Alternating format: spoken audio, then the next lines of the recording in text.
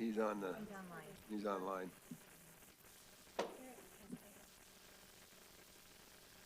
Ready to go?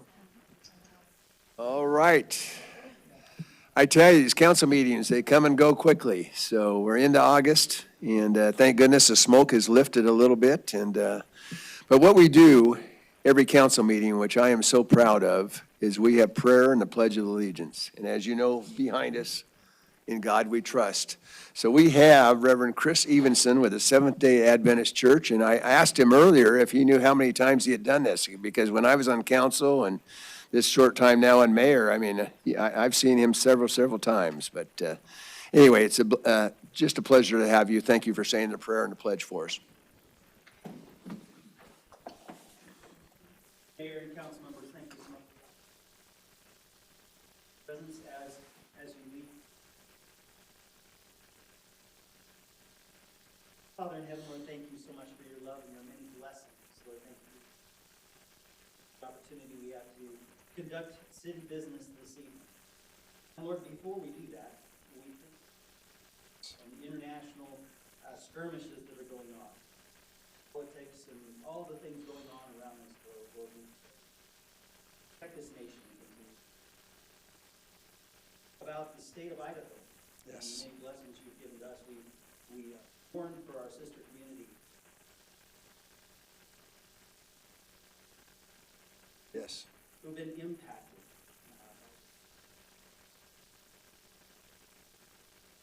We think of those closer to home who are facing wildfires.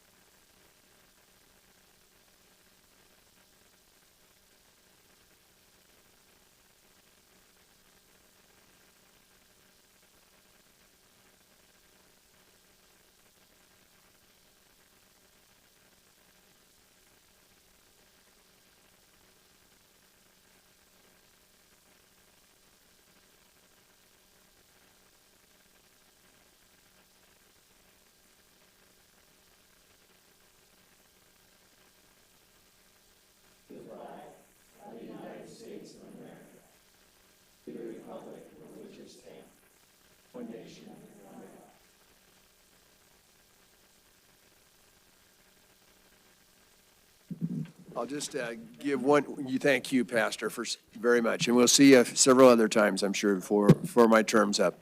Okay. Just quick, before we do roll call, just a quick little comment, because you mentioned Twin Falls, and hopefully that's been in your mind and prayers. But we have our MPD back here, and Chief Huff was kind enough to send 5 patrolmen on Sunday, yesterday, to help out just with patrol with Twin Falls.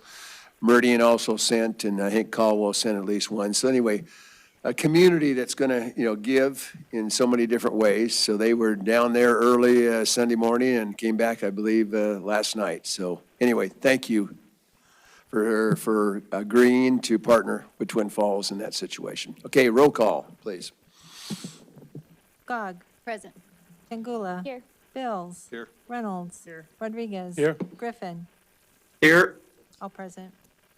Okay, I'm not seeing any proclamations, so we're going to move right on to the public forum. And this is where we allow 5 individuals, up to 5 individuals, to speak on an agenda or non-agenda item for a maximum of 3 minutes. And I understand our 5 is full, so we get to hear from 5 of you tonight. And if you'll still, please, Madam Clerk, whoever goes first.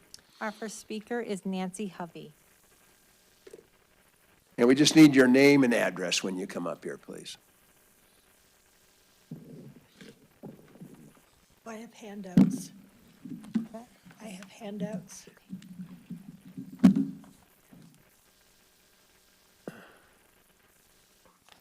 Mayor, just a heads up that we do not have audio coming through from the podium mic. Okay, I think, I we'll see how it goes, Ms. Huffey. Go ahead and say something, see if the mic is working for us. My name is Nancy Hovey. Yeah, it's not working.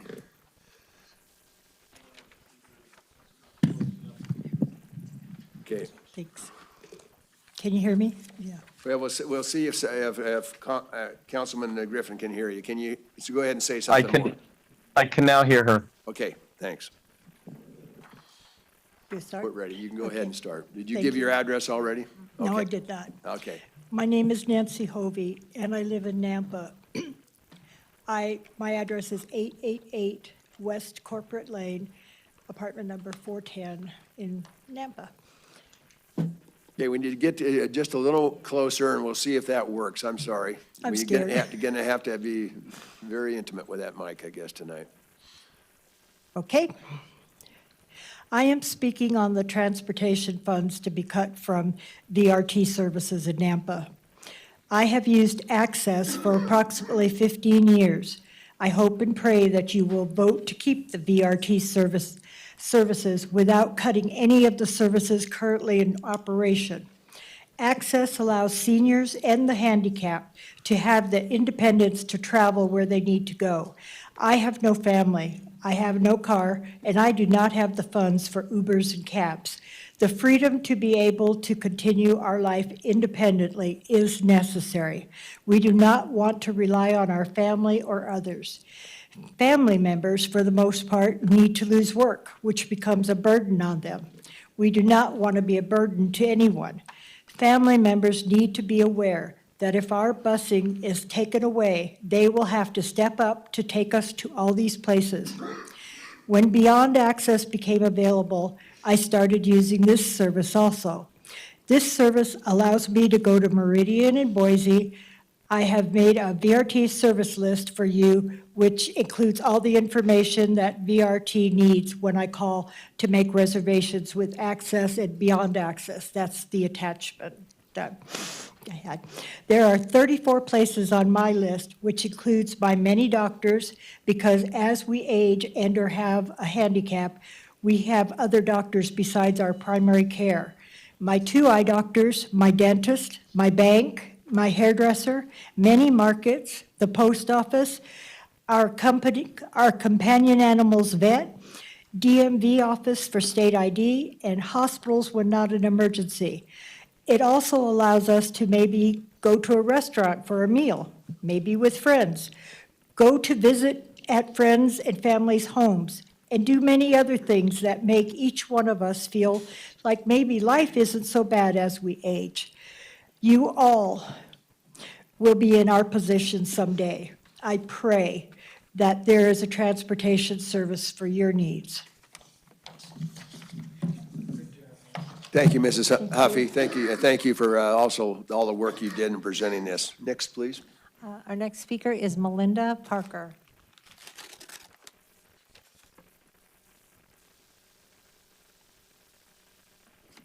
Thank you. Give those to me so you can start speaking. Thank you.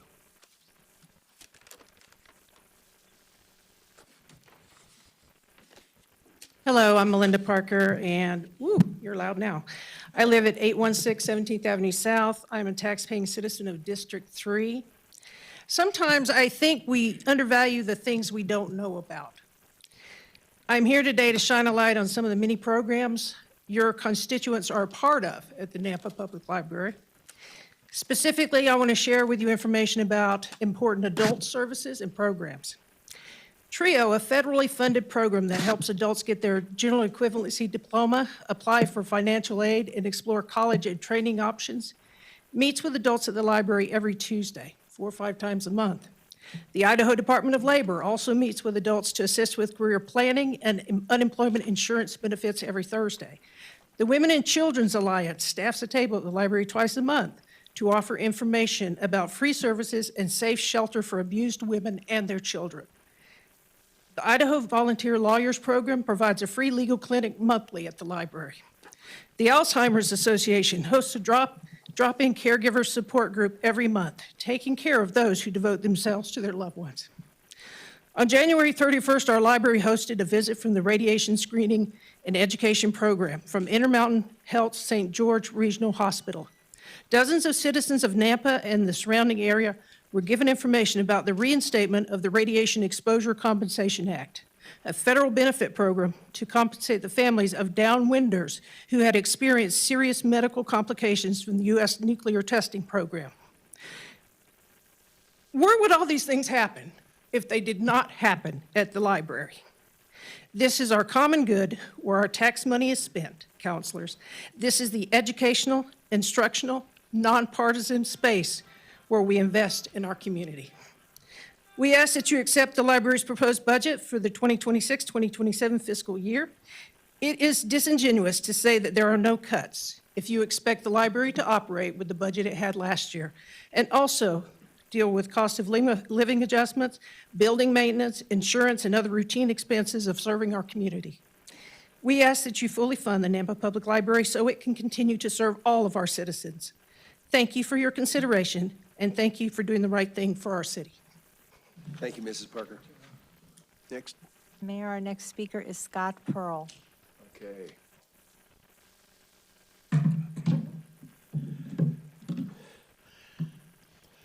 Well, good evening. My name is Scott Pearl, and I live at 427 River Valley Street here in Nampa. And I've had the privilege of living here in Nampa since 1999, and my wife and I live here and raised a couple of our kids here. They graduated from Columbia a couple months ago, and back in 2008, I went almost totally blind, which obviously prevents me from driving. And ever since 2009, I've used Valley Regional Transit every single day to get to work, down to downtown Boise, and I've relied on it, and it's always been there, and I appreciate the funding in the past and the work that you guys have done, and I'm just asking if you'll keep it. I need it. I rely on it very much. Some of my colleagues, I work at the Idaho Commission for the Blind and Visually Impaired. Some of them very much rely on public transit, and some of my clients and students, they rely on it very much. And this would affect me big, not to have the public transportation, and that I need very much to get to work and back, and just to other places that I've used. So thank you so much for your time. I appreciate it. Thank you, Mr. Pearl, for coming and making the effort. Appreciate it. Next. Mayor, our next speaker is Justin Reynolds.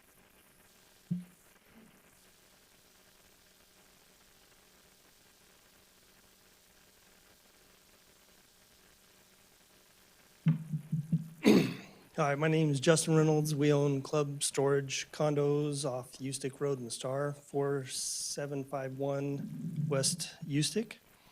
And we're a small business, and we've been pursuing this since 2019. And I think Christine's part of this business, and I think I'm going to kind of give her kind of leeway since she's kind of the lead on this. We wanted to introduce ourselves. We'll be emailing everyone because there's a lot of information, too much to go over in just a couple minutes.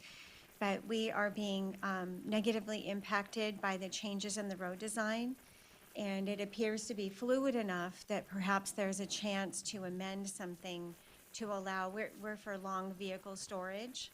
And right now, there's a solid curb blocking access to our facility. Our CUP was approved prior to the road updates, and then once those road updates were approved, they've changed twice. So again, we'll be emailing you, but it's we're a small business, and we relied on the information from the city before we bought the land and before we designed our project. So the design now, it has our customers driving 4 miles out of the way. 4 miles out of the way to turn around heading westbound on Ustick Road, which we have RVs pulling accessory vehicles and boats and semi-trailers for customers that have electrical contracting, bringing material in. And so the road construction's been bad enough just because it's been closed off many times.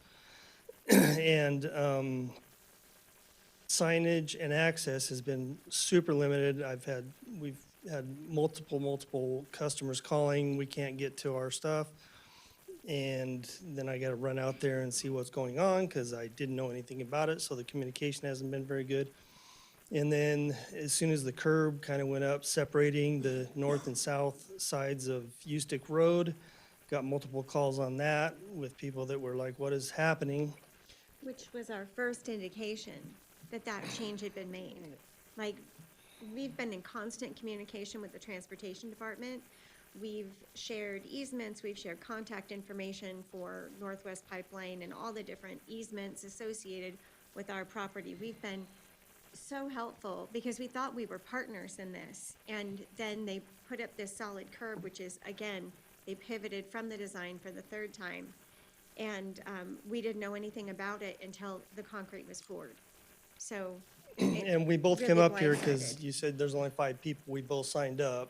We had different programs, but we thought we'd come up together because we didn't know if we would both get called, so I didn't know how that worked. But we're a small business, so. It's Mr. and Mrs. Reynolds, though, Yes. correct? Correct. Okay, all right. Well, thank you, and I think maybe we have a meeting coming up here soon, so. Yes. Thank All right. you. Thank you for your Excuse time. me. Yes, we'll start over here with. What's the Councilman. name of your business before you sit down? Club Storage Condos? Club Storage Condos, thank you. Councilman Rodriguez. Thank you. And give me I've got 751 West Ustick. Is that your address? 4751 West Houston. In District 2. In District 2. And do you have a modification of plans from the last time around, or is this surprise to you when you noticed the changes? Surprise to us, because we were not notified. We've probably got 2 or 3 addresses that would show up and a couple different emails, and we knew nothing about a new design until the curb popped up, and which caused a lot of conflict with the customers that we already have. And it also it's costing us new customers because it's been real quiet since all this stuff's gone on. We've had so many So contracts canceled. the impact has been huge. Okay, what is the nearest crossroad? 'Cause I don't know- Star and Ustick. Star, okay. Yeah, we're just east of Star Road on Ustick Road. Thank you, sir. Thanks. Next, please. Mayor, our last speaker is Melissa Sue Robinson. Hi, I'm Melissa Sue Robinson, 15 Fifth Street North, Unit 210, Napa. Okay, so I'm going to say good evening, Mayor, council members, and fellow citizens. One of the greatest responsibilities of government is ensuring that every resident has the opportunity to participate in democracy. Yet today, many people in our community, especially senior citizens and those without reliable internet access, are unintentionally left behind. While many city meetings are streamed online, thousands of residents either do not own a computer, cannot afford broadband service, or simply are not comfortable using today's technology. These citizens still care deeply about Napa, but they often have no practical way to watch city council meetings, planning and zoning meetings, budget hearings, or other important public discussions. I believe we can change that. I propose that the city of Napa explore a partnership with Idaho Public Television, local cable providers, or another public access television outlet to create a dedicated government channel that broadcasts city council meetings and other important public meetings. Cable television remains one of the easiest ways for many seniors to stay informed, and a government channel would allow them to watch from the comfort of their homes. But broadcasting meetings alone is not enough.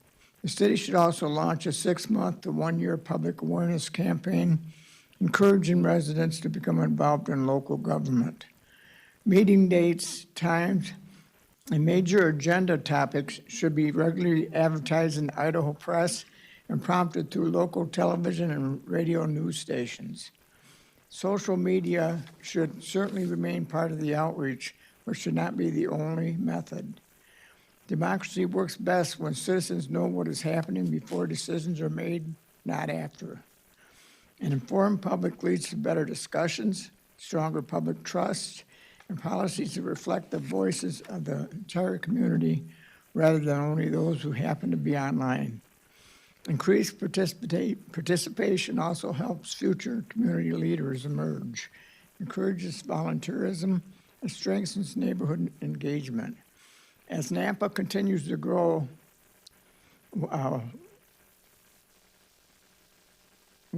accessibility should grow with it. We should make every responsible effort to ensure that every resident, young or old, connected to the internet or not, has equal access to the work of their local government. Government should never be accessible only to those with latest technology. It should be accessible to everyone. I respectfully ask the mayor and city council to explore creating a televised government meeting channel through a partnership with Idaho Public Television or another appropriate provider and implement a 6 months to 1 year public information campaign. Melissa Sue, our time is up. Yeah, okay. Okay, thank you. Anyway, you got the As idea. always. Do you have just a couple more sentences? Together, we can build a more informed, more engaged, and more united Nampa. Thank you for your time and for your services to the city. You certainly did. My voice is like this because of the smoke in the air. Yeah, it's bad, yeah. Right, thanks very, very much. Okay, I think that does it for our public forum. Any council, any changes to the agenda? Nope. All in favor, say aye. Hi. Also consent agenda. Do we have any? Oh, okay. Okay, so we need an adoption, thank you. And Madam Clerk keeps me in line, and I appreciate that. So moved. Okay, need a second? Second. Okay, all in favor? Hi. Okay, and then the same thing with the consent agenda. So moved. Second. All in favor? Hi. Okay. I believe we are now ready for our communications. So John and Crystal, I think you're up first. This is regarding the Houston Corridor Projects update.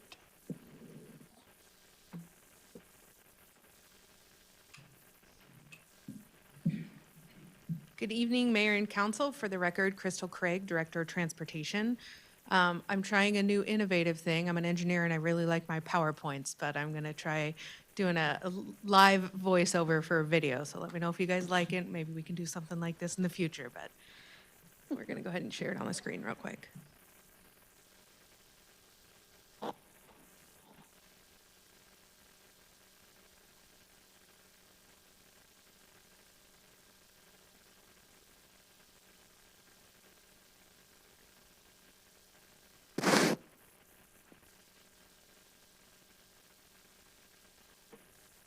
Thought somebody sharing for me would be easier. Sorry, guys.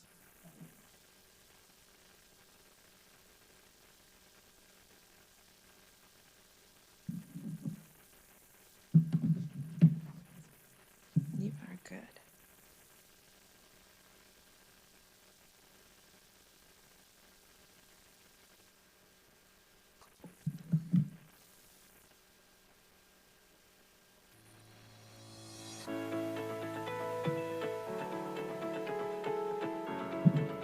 All right, thank you, council members. In today's Just kidding. In today's update, we're highlighting the Ustick Road widening project. This effort will widen approximately 1.7 miles of Ustick Road from just east of the Phyllis Canal to the new State Highway 16 interchange. The goal is to transform this rural 2-lane cross-section into a more efficient urban 5-lane roadway. This enhanced design features improved lighting, new underground facilities, a centerline median, and multi-use pathways to better serve our community. Our corridor study indicates that this new state highway is projected to increase traffic on Ustick Road by nearly 632%. In response to this significant forecast, Nampa is doubling down on its proactive efforts to ensure that these vital improvements are completed in a timely manner. Moving west from this interchange, we come to the Waihe Storm intersection, featuring a durable concrete surface which will reduce maintenance costs. This intersection will be equipped with a new traffic signal and is designed to accommodate a future southern connection. It will also include 2 east-west through lanes, left turn bays, and a northbound right turn lane, enhancing traffic flow and improving safety. Half a mile to the west, we arrive at Star Road, our second concrete intersection on the corridor. This widened intersection will also feature 2 east-west through lanes on Ustick, left turn bays on every leg, and 2 dedicated right turn lanes heading towards and leaving the new state highway. Both this intersection and the Owyhee Storm intersection will provide protected signalized U-turns for safer accesses to businesses and residences along the corridor. NAMPA has heard the citizen frustrations regarding long-term road closures, and in response, the city and contractor have developed a phased approach for this project. This strategy ensures that 1 lane in each direction remains open during construction, minimizing disruptions for commuters.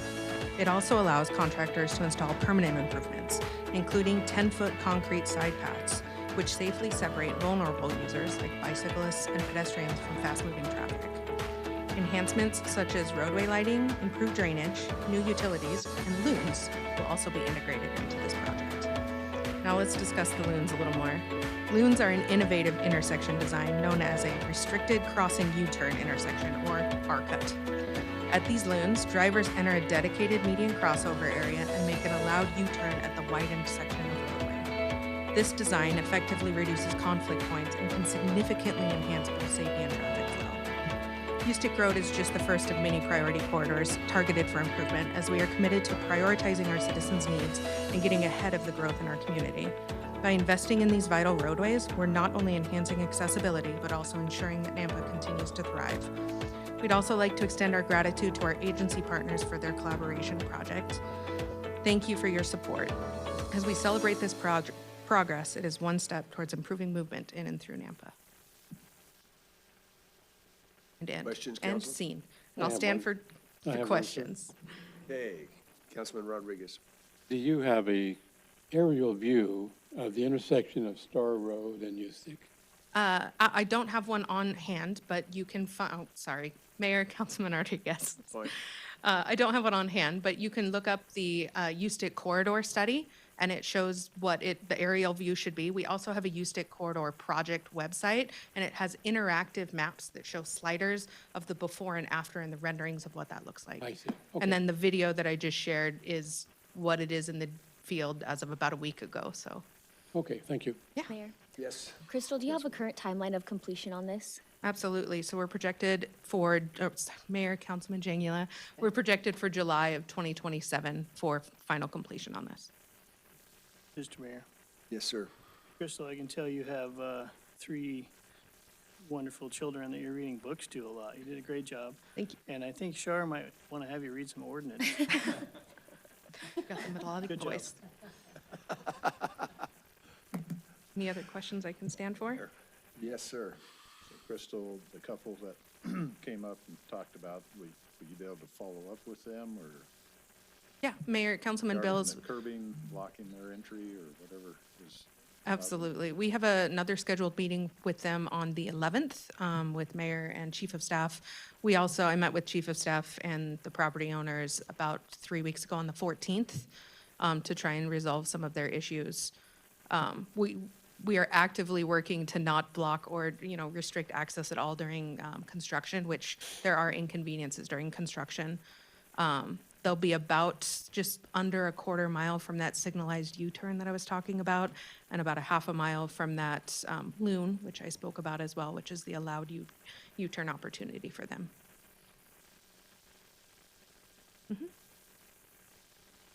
Okay, thank you, Crystal. John?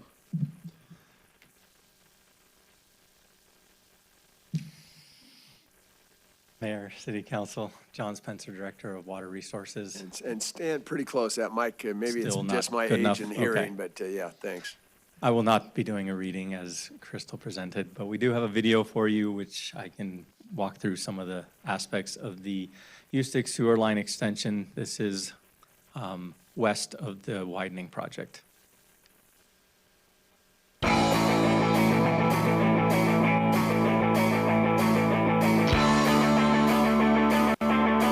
lot of this is work package 1, pictures of kind of the finished product of work package 1. I'm sorry, John, can we It's shut too loud. turn the music down or?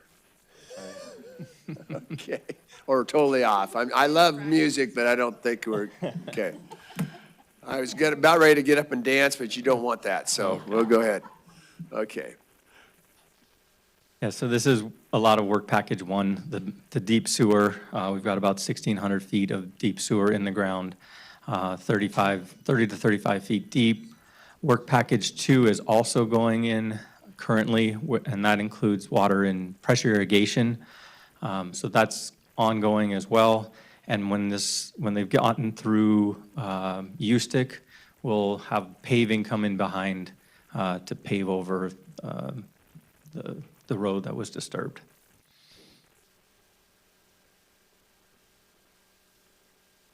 That's 3 stories down. Yeah. Yes, sir. Incredible. It is a relatively slow process, but the contractor has been doing a fantastic job, getting more and more efficient as they've moved along with their deep trenching. This dewatering system is required. Water is usually stands about 13 feet below ground, so there's a significant amount of dewatering that goes on this project.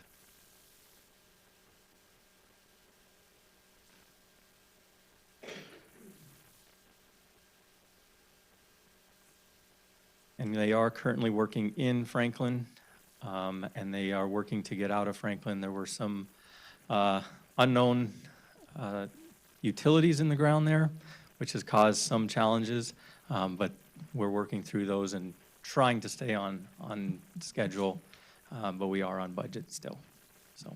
And you're at her again, projected timeline. I know Councilwoman Jangle had asked Crystal on this, though, what's your? I drive this almost every day, so I'm ready for it to be done. Okay. The full project will not be done until April of 2028, and that is all the way through Canada. As each section is completed, though, obviously those sections will be opened.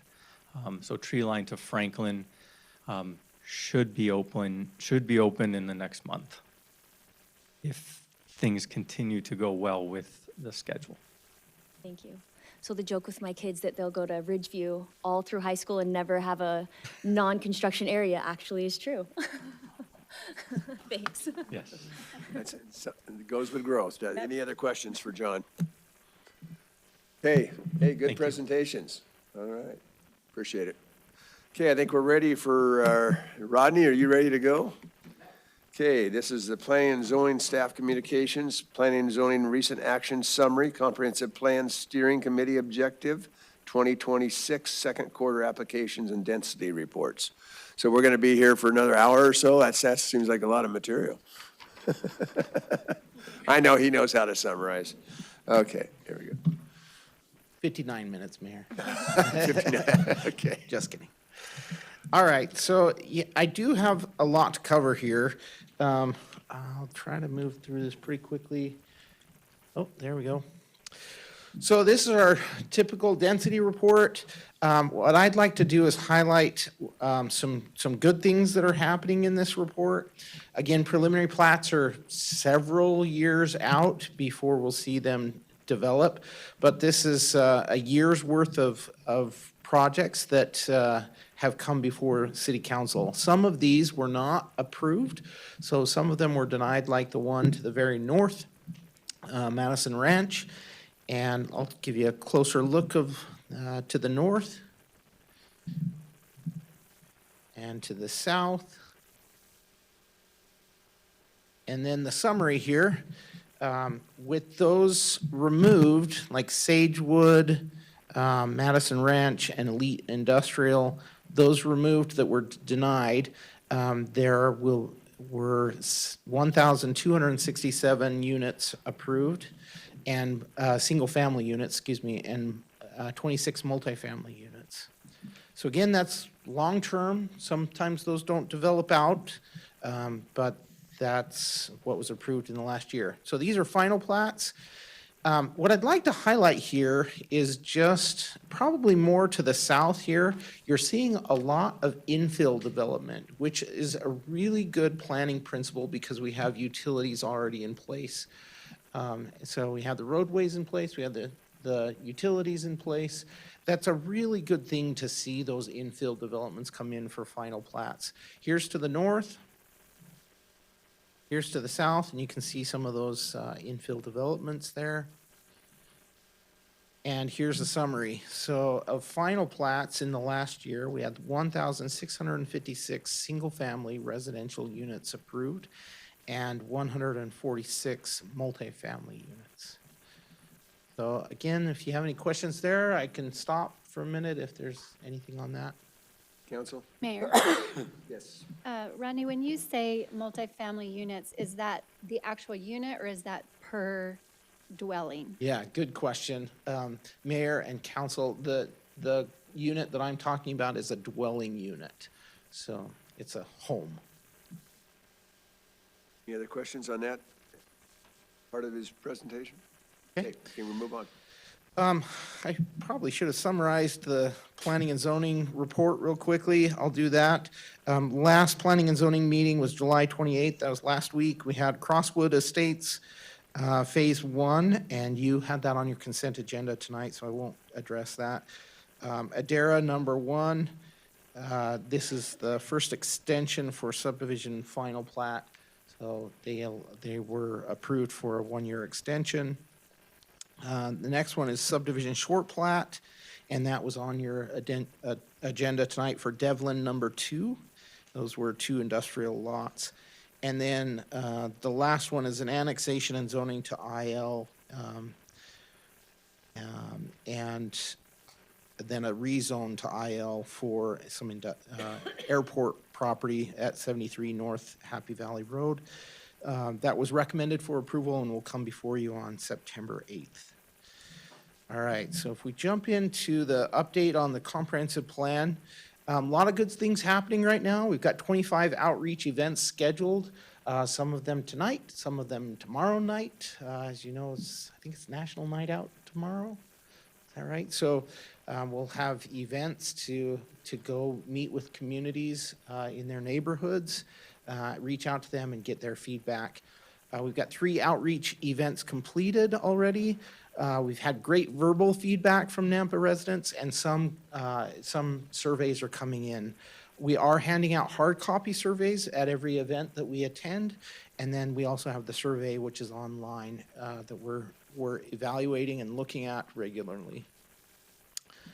So next, we are continuing to collect feedback from the public during outreach events. We are refining the 7 vision themes along with their objectives and strategies to guide the comprehensive plan draft. And updated draft of future land use map should be here by fall of 2026. And so there will be lots of discussion at that point. So with that as the background, you've already heard a little bit of my spiel about these 7 themes. I think this has been really helpful for us to come before you and get your feedback. We've already made some changes. We've heard comments back. It's helped us refine this process. So we'll continue to do that. We will only have 1 left after today. But the ones that we're going to cover today are sustainable infrastructure and services, and then safe and engaged community. Number 5 is a really pertinent topic that we've heard a lot about even tonight. So what is sustainable infrastructure and services? Well, it's to plan and maintain high-quality public facilities and utilities that meet the needs of a growing population, and then coordinate efficient infrastructure investments with land use decisions and responsible resource management to ensure fiscal efficiency and long-term sustainability. So there's a lot of words in there. So what we try to do is we take it down to the next level. What does that mean? What does that mean? And so on. So we'll go into a little bit of detail here. The draft objective topics are 1 through 4 there. We're going to cover the first one and then go to the next one. Thoughtful growth and development. What does that mean? It means we're going to guide growth into desirable and fiscally responsible locations. That's an example of that infill type development that we want to see. We want to encourage that. That was a major theme we heard from the community and from our committee. And then second, we're going to align an annexation decisions with long-term growth and service goals. We're going to try to tie what it's going to take to service those areas that are annexing into our community. And does that make sense? Can we officially say that it's fiscally responsible to do this for the city. We have made some really good progress. Doug and his team have been working with Daniel Badger and myself to develop this fiscal impact analysis that we'll give you more details on later this month. Is that correct? Yeah, later this month. And we hope to be able to start using that really quickly. But that, again, that stemmed from comments we received from the public. Next is sustainable infrastructure. Ensure infrastructure systems are adequately funded, efficiently maintained, and strategically expanded. And then second of all, incorporate sustainability into infrastructure design and operations. In this case, you know, you might look at this from a perspective from a resident and say, oh, they've got a really nice water feature in the middle of the road. Actually, it's a storm drain swell, right? And you plant plants that will survive on sporadic water coming in there. And this is just a good long-term strategy to beautify our community, but also to be sustainable. Then the next one is improve public understanding of infrastructure development and the relationship between the two. This is a tough one for me. It's so complex. Infrastructure is complex and development is complex. And so we're trying our very best to help the public understand those two things. And we'll continue to do so. Next is airport area development. I'll be really quickly. We just want to make sure that the area around the airport is safe, that we're protecting the pilots, but we're also protecting the people who live nearby and work nearby. Promote the airport's economic benefits and ensure continued operations and economic growth associated with aviation. To be honest, when I first started, I didn't understand how impactful our little airport was for our economy. And so we want to make that clear to the public. And last of all, under the first topic, or the first theme, is coordinated provision of services. This is probably pretty self-explanatory, so I won't spend too much time on there, but, whoa, that was quick. There we go. Ensure the efficient, equitable, and coordinated provision of public services and infrastructure, aligning service capacity with growth while maintaining high levels of services and long-term sustainability. Just coordination of all of those efforts. And then our next theme is safe and engaged community. Maintain low crime rates, well-lit streets, and clean public spaces. Strengthen neighborhood identity and civic engagement through inclusive planning, cultural events, and transparent governance. And I'll talk about that in a minute here. Here's the draft objectives. We'll focus on the first one here. Emergency preparedness and operations. We want to maintain effective emergency response services that protect residents and minimize damage during emergencies. We've seen our fair share of those, right? So we need to be prepared for those. And we need to promote a culture of preparedness so community members are ready to respond during disasters. Next is crime prevention through environmental design, or CPTED. And I wish I could remember what that stands for, but it's essentially a design that creates safety in our community. So what researchers have found is that when cities are designed with certain principles in mind, that they are safer for the community. Maybe there's more eyes on that area, or there's more openness, and there's more connectivity between different land uses, and that makes for a safer community where less crime occurs. So that was an interesting topic that I thought was really astute of our community and our citizen committee that came together to guide this process. We don't want to just address it after the crime has occurred. We want to prevent the crime from happening. So how do we do that? These principles. And so we'll get into detail in the comprehensive plan about that. Safety through community culture as well and social systems.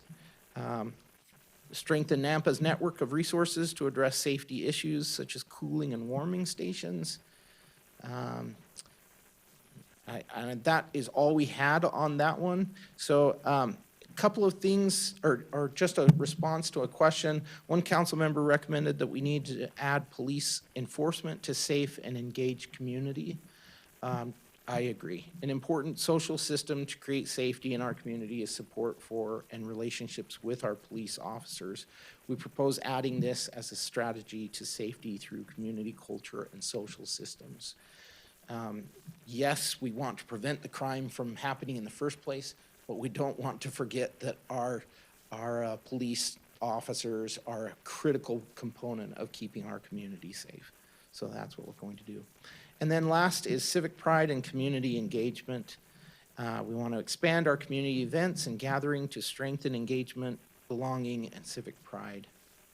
And then increase neighborhood identity, inclusion, and participation throughout the city. I think we've seen some good movement in that area. And then just a discussion. If you have any questions or feedback for us to take back to our plan. Council? No one seems to I be raising stumped their you. hand, so you still have one more section here? I Or don't is think that so. it? I think just next steps is that we will handle pathways to opportunities, and then we'll come back at the That'll next be city happening council next meeting. council meeting? Mhm. Okay. All right, thanks, Rodney. Thank you. Appreciate it. Our final communication is going to be a legal one, so hopefully we can all understand. But anyway, our legal counsel, Preston Rudder, and then Ben also will be presenting, I believe. Mayor, Council, thank you for having me here tonight. We're excited to share an update on an e-bike ordinance. And for the record, Preston Rudder, City Attorney, and I have with me Ben Gardner, our law clerk, who will actually be wrapping up with us this Thursday. He's been with us for 8 months and been a valuable contributor, and he'll be starting his final year of law school. And he's done a lot of work on this. So I want to not take too much time from him. And I know how much Mayor loves brevity, so we'll try to get to the point here. As you know, e-bike is a expanding industry. This was brought on our radar a few months ago. Council President Bills had raised a concern. We looked into it. We consulted with our PD. Lieutenant Childers is here in the room, I believe, and Cody Swander. We consulted with them where our pathways, we see an increase of e-bike usage. And just this weekend, it was on full display for me. We're up in the McCall area, Ponderosa State Park, and there were 2 or 3 people bouncing on these e-bikes that no one was older than 14 years old. And I thought how timely this is for our community.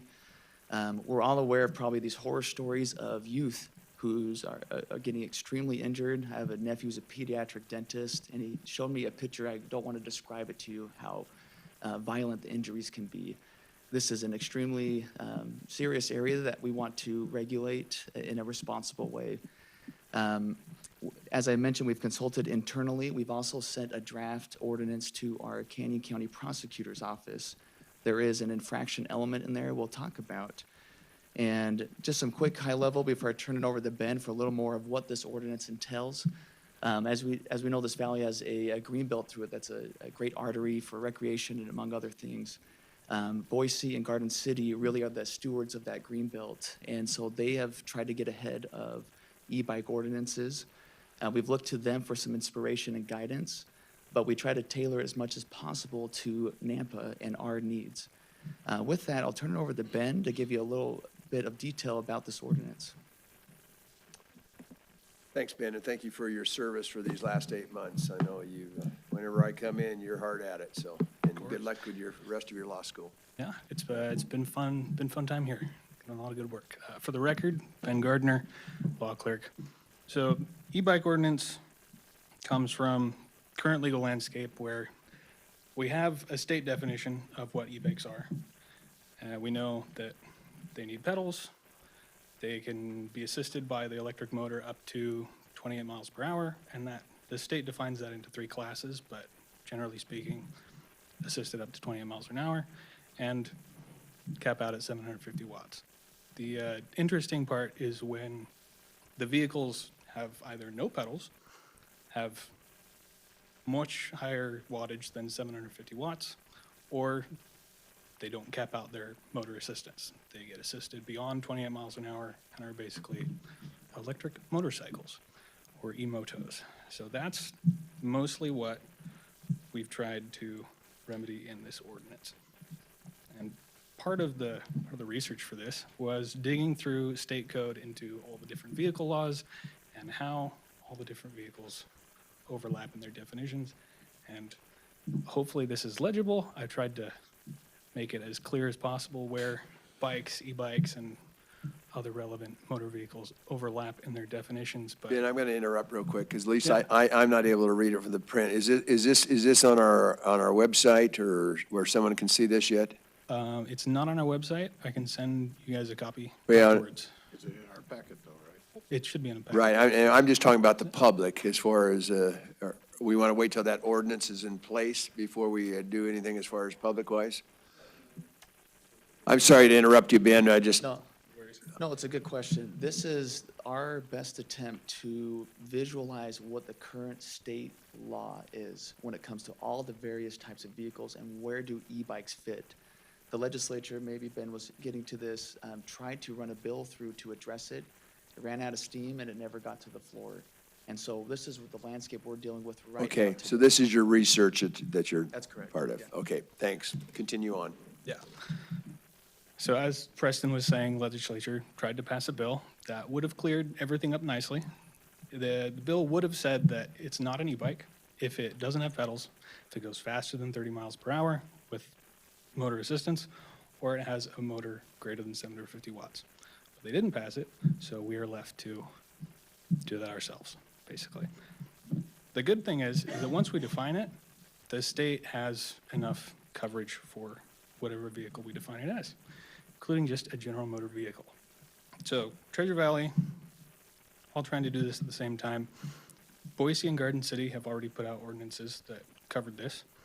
Boise did it first, and then Garden City did it a couple weeks later, and this is July. Both of them happened in July, so super recent. Garden City opted for two definitions for high-speed scooters and high-speed e-bikes. Boise adopted a single definition that covered both of them. Of the two, we decided that Boise had the clear definition. So we took a lot of Boise's code and adopted that into our proposed ordinance. So what the ordinance does is it pretty much overhauls the existing e-bike ordinance that we have. We had more definitions and clear definitions for bikes, scooters, e-bikes, e-scooters, and a new one for e-moto, which will cover pretty much every electric vehicle that goes fast and isn't a car. Those e-motos are prohibited to 15 miles per hour on the multi-use paths. So all the park paths that people are worried about, 15 miles per hour max. And the e-motos are also prohibited from using multi-use paths, bike lanes, and sidewalks. We classify them as a motor vehicle, so they'll be covered same as any other car or motorcycle. As for penalties, we've gone with the hardest infraction possible, $300 for e-bikes, e-scooters, and e-motos. Mostly because misdemeanors are difficult on resources, and as we like to push our tax dollars to the max, this is the most efficient way to do that. And one more part that Boise PD has is they added an optional registration with their police department. We have that in our proposed ordinance. It allows for city council to add a fee for the registration, but that is optional. That, I stand for questions. Questions, council? Mayor? Yes, sir. So on, looking at the document, so 6.5-5,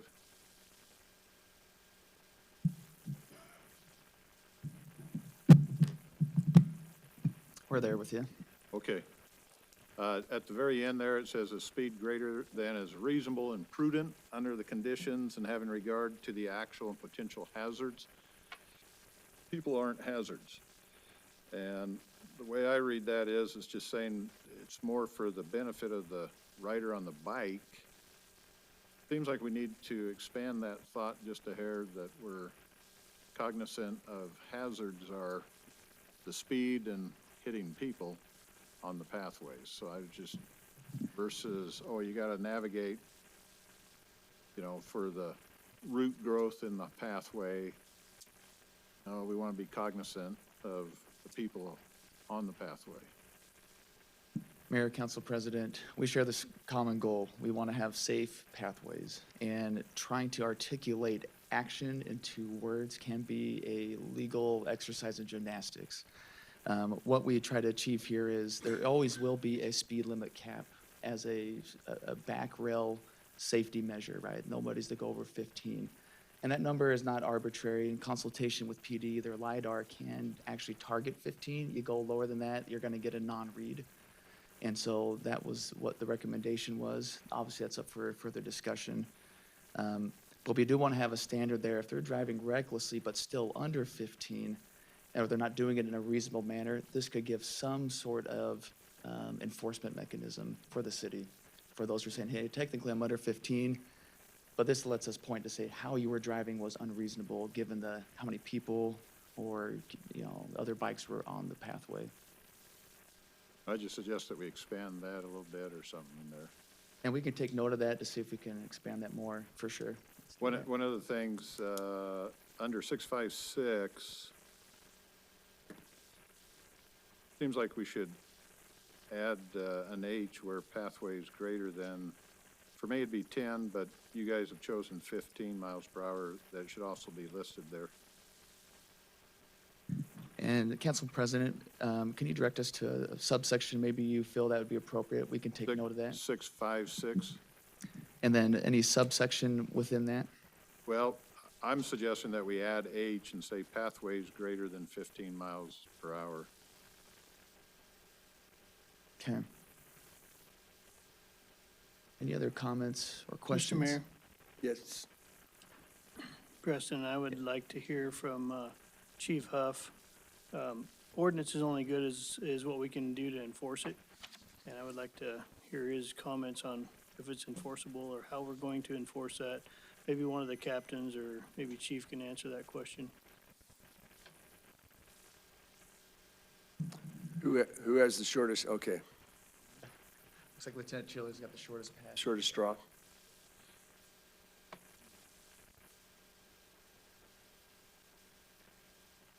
Mayor and City Council, Lieutenant Brad Childers, Napa Police. I think there's two prongs to that question. The first one with regards to the hazard. The reason why we like that suggestion in there, it goes with our reckless driving code.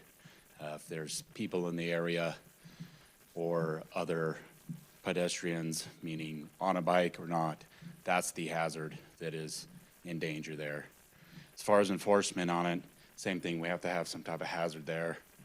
On the pathways, if it's within the city, we're good. Where it gets a little tricky is in when that pathway then goes through a subdivision. Would have to work with HOAs on that. Okay, and then as far as the miles per hour that Councilman Bills was referring to, are you gonna stand out on the green belt with a radar gun, or how do we do that? If we get a few more cops, we might be able to arrange that and get a few of us out there on that. I think more realistically, though, it's education is going to be the most powerful thing on that. The people that see those signs, whether it's 10 miles an hour or 15 miles an hour, they're going to obey that until it's the people that don't want to, regardless of what sign on there. We talked about putting a radar up there that would flash their speed on it. Oftentimes, that just becomes a challenge to see how high of a number they can get on it. So we didn't recommend that. But we would like to help enforce that in any way we can. Mayor, one last comment. So I agree with the overall concept of this ordinance, but a lot of it comes back to common sense. Seems like it's not so common anymore. But I agree with the educational piece. First and foremost, I see, 10 and 8 and 10-year-old kids riding down the middle of 12th Avenue on these things today, and that's a parenting issue. It doesn't matter what kind of ordinance we write if we don't educate. So I think that's really important if we could put out a public awareness campaign and have some, I know Amy does a great job with those things. Not that she needs anything else on her plate, but anyway, we can write ordinance all day long, and if it's not enforceable and we don't educate, then we're wasting our time. Here. Just, Councilman Rodriguez is going to be next. Let me just pause, though, on the parent thing. Are not parents also accountable with this ordinance, or was that not included in there? Since that was mentioned. My understanding was it was going to be. Mayor and Councilman Reynolds, parents would be held accountable. Because if they're on e-motos and aren't on e-bikes, which are regular bikes, those are motor vehicles, so if they're driving under the age of a license. So making some examples need to be, maybe getting the word out that we are going to enforce. Okay, thanks. Councilman Rodriguez, you've been waiting. Then we'll go to Councilwoman Jan Gillett. Well, I was wondering about the consequences to parents allowing their children 6, 7, 8, 9 years old to ride on these bikes. So what actually is the consequence for a parent? The consequence for a parent would be the same as a child. And there's also, let's see, if we go to the 6517 D, a parent or guardian who knowingly provides an e-bike, e-scooter, or e-moto to a person under 18 years of age with knowledge or reasonable grounds to know the juvenile will use it in violation of this chapter may be charged as an accomplice or for contributing to juvenile delinquency or some other independent violation of the chapter. So they'll be held just as accountable as the child. Okay. Also, I believe, and it's in my opinion only, that these e-bikes not be allowed on our pathways. And so is that a Supreme Court ruling that you're following? This is No. a safety issue. So actually, Idaho, the state has allowed legislation, they have legislation that allows cities to completely prohibit e-bikes from pathways. We've proposed the 15 miles per hour speed limit, but if prohibiting e-bikes altogether from pathways is something council would like to take the direction on, that is entirely possible. I would, it's just my opinion, fellow councilman, is that we should not allow them on our pathways. Especially around 6 or 7 in the morning when the mothers are taking their babies on, with their strollers. So, the other thing is, it says exemptions to traffic laws. Any peace officer is defined in this code, they're not, in the course and scope of their official duties, exempt from the requirements of subsection A of this section.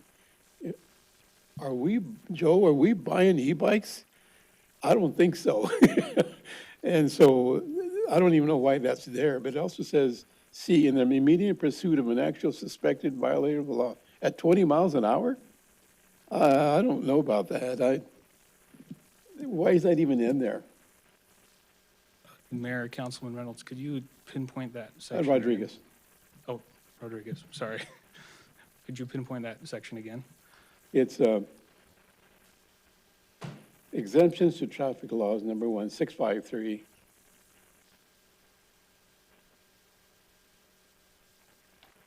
Councilman Rodriguez, it's a good question. This is an ordinance to be a little more future-proof. So in the event there would be a need or desire to regulate more of a tight inner downtown area, this would allow or exempt the law enforcement from any regulations here. It's to empower our PD, really, is why it's in there. It may not be applicable today, but it's an option in their tool belt if they want to go there. And if they don't, they know how to enforce and the best practices. This just gives them an option if they do want to go that route. Okay, thank you. Councilwoman, ready? Yeah, I'm going to get your name. I'm Rodriguez, going to start Janula, saying something, his whatever. name. Call me whatever you want. I'll answer to anything. Okay. Thank you, Mayor. Ms. Ben, thank you for that. I don't see that in the packet, so if you don't mind emailing that to us, that would be helpful, just as we kind of work through it. But a few questions. So the parents are liable. So when you say they're liable, is it the $300 fee that the rider would also receive? That would be correct. Okay. Mayor. And who collects that? Is that PD? Is that city? How does that? Infraction, just Okay. like every other criminal violation. Okay. So this is only for pathways and it's not for, say this kid is riding this on the sidewalks in the subdivisions and that would be HOA, that's completely separate? So HOA and pathways, those would be separate, but this doesn't just include the city pathways, it also includes city streets. So as long as they're on city streets, city property, it's enforceable. Okay, so if it's a pathway that's inside of a neighborhood, because we're promoting that, we have a lot of developments that have those, this would not be enforceable under the city. That would be HOA. Yeah, it's, Councilman Jangala, the ownership is what drives this. So ownership of public streets, this is what our jurisdiction is. If there's a private street that has not been dedicated to the city, that the regulations for how they use it is a private matter. Overarching all this are all the current state laws. Those don't disappear just because it's an HOA. It's not a laissez-faire, do whatever you want on it. So there's still bad enforcement in law enforcement's tool belt. This is taking on a more localized level those city-owned pathways. We do have sections in here that pertain to sidewalks. We're trying to protect all those likely areas that have been dedicated to the city, whether it's a city-owned path or a sidewalk that's been dedicated to the city. So those are what we can target within our jurisdiction. That's what we're targeting right now. And then let's say Linda sees somebody driving one recklessly, who does she call? Does she call dispatch? Maybe that's a question for PD. Just trying to figure out how this is tackled and enforced.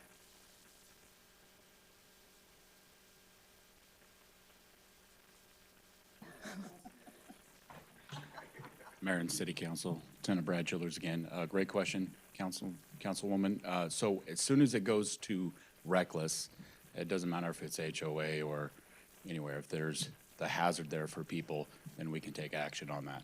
As far as the parents go, there's a warning right at first for their kids riding this, and it's failed to supervise.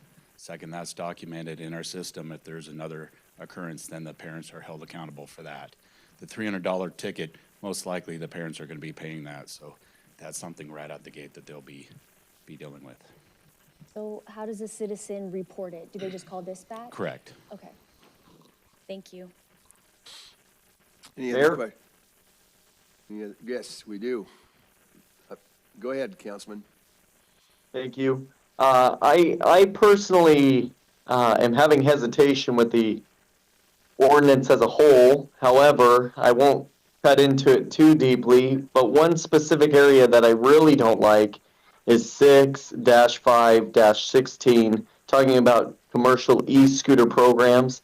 If a private entity or business is wanting to take on the liability of running an operation, I think that should be up to them, and that the city should not have any sort of partnership or any sort of requirement of allowing them to do so. I might be the only one on that position, but that was one that stuck out loudly to me, and I would like to see that removed. I have a difficult time, and this is going to sound funny to say, but we voted last month or earlier this month to eliminate VRT funding, and now we're making it even more difficult. And I was a proponent of cutting the funding. We're making it difficult for people to even get around town via bicycle at this point. And we have restrictions within this document saying what is required, and I don't know what's currently in ordinance when it comes to bicycle, rather e-bike, but talking about the specific distance that brakes have to work, the lighting that needs to be on it, we want them to register if they want to or not. I absolutely believe there needs to be some intervention because it is a problem. My wife, turning out on Flamingo, almost hit one of these e-motos rather than an e-bike. But I think we're casting a net wider than we anticipate for the issue at hand, and I'm having a hard time with that. So I don't know what's currently in ordinance when it refers to bicycles. Maybe in bicycles we're required to have brakes that can stop within 25 feet, and that's just a normal common standard. But if it's not, I am going to be very hesitant of approving such strict requirements for people just to use a bicycle. in the city of Nampa. But I might be an outlier on this issue. It wouldn't be the first time, but those are some of my concerns. A specific request would be eliminating that commercial use section, but I'd like to see the whole thing whittled down, frankly. Mayor and Councilman Griffin, so the section you're referring to, 6516, is the only section in the proposed ordinance that is entirely untouched from the current ordinance. So that language is already in the code. As for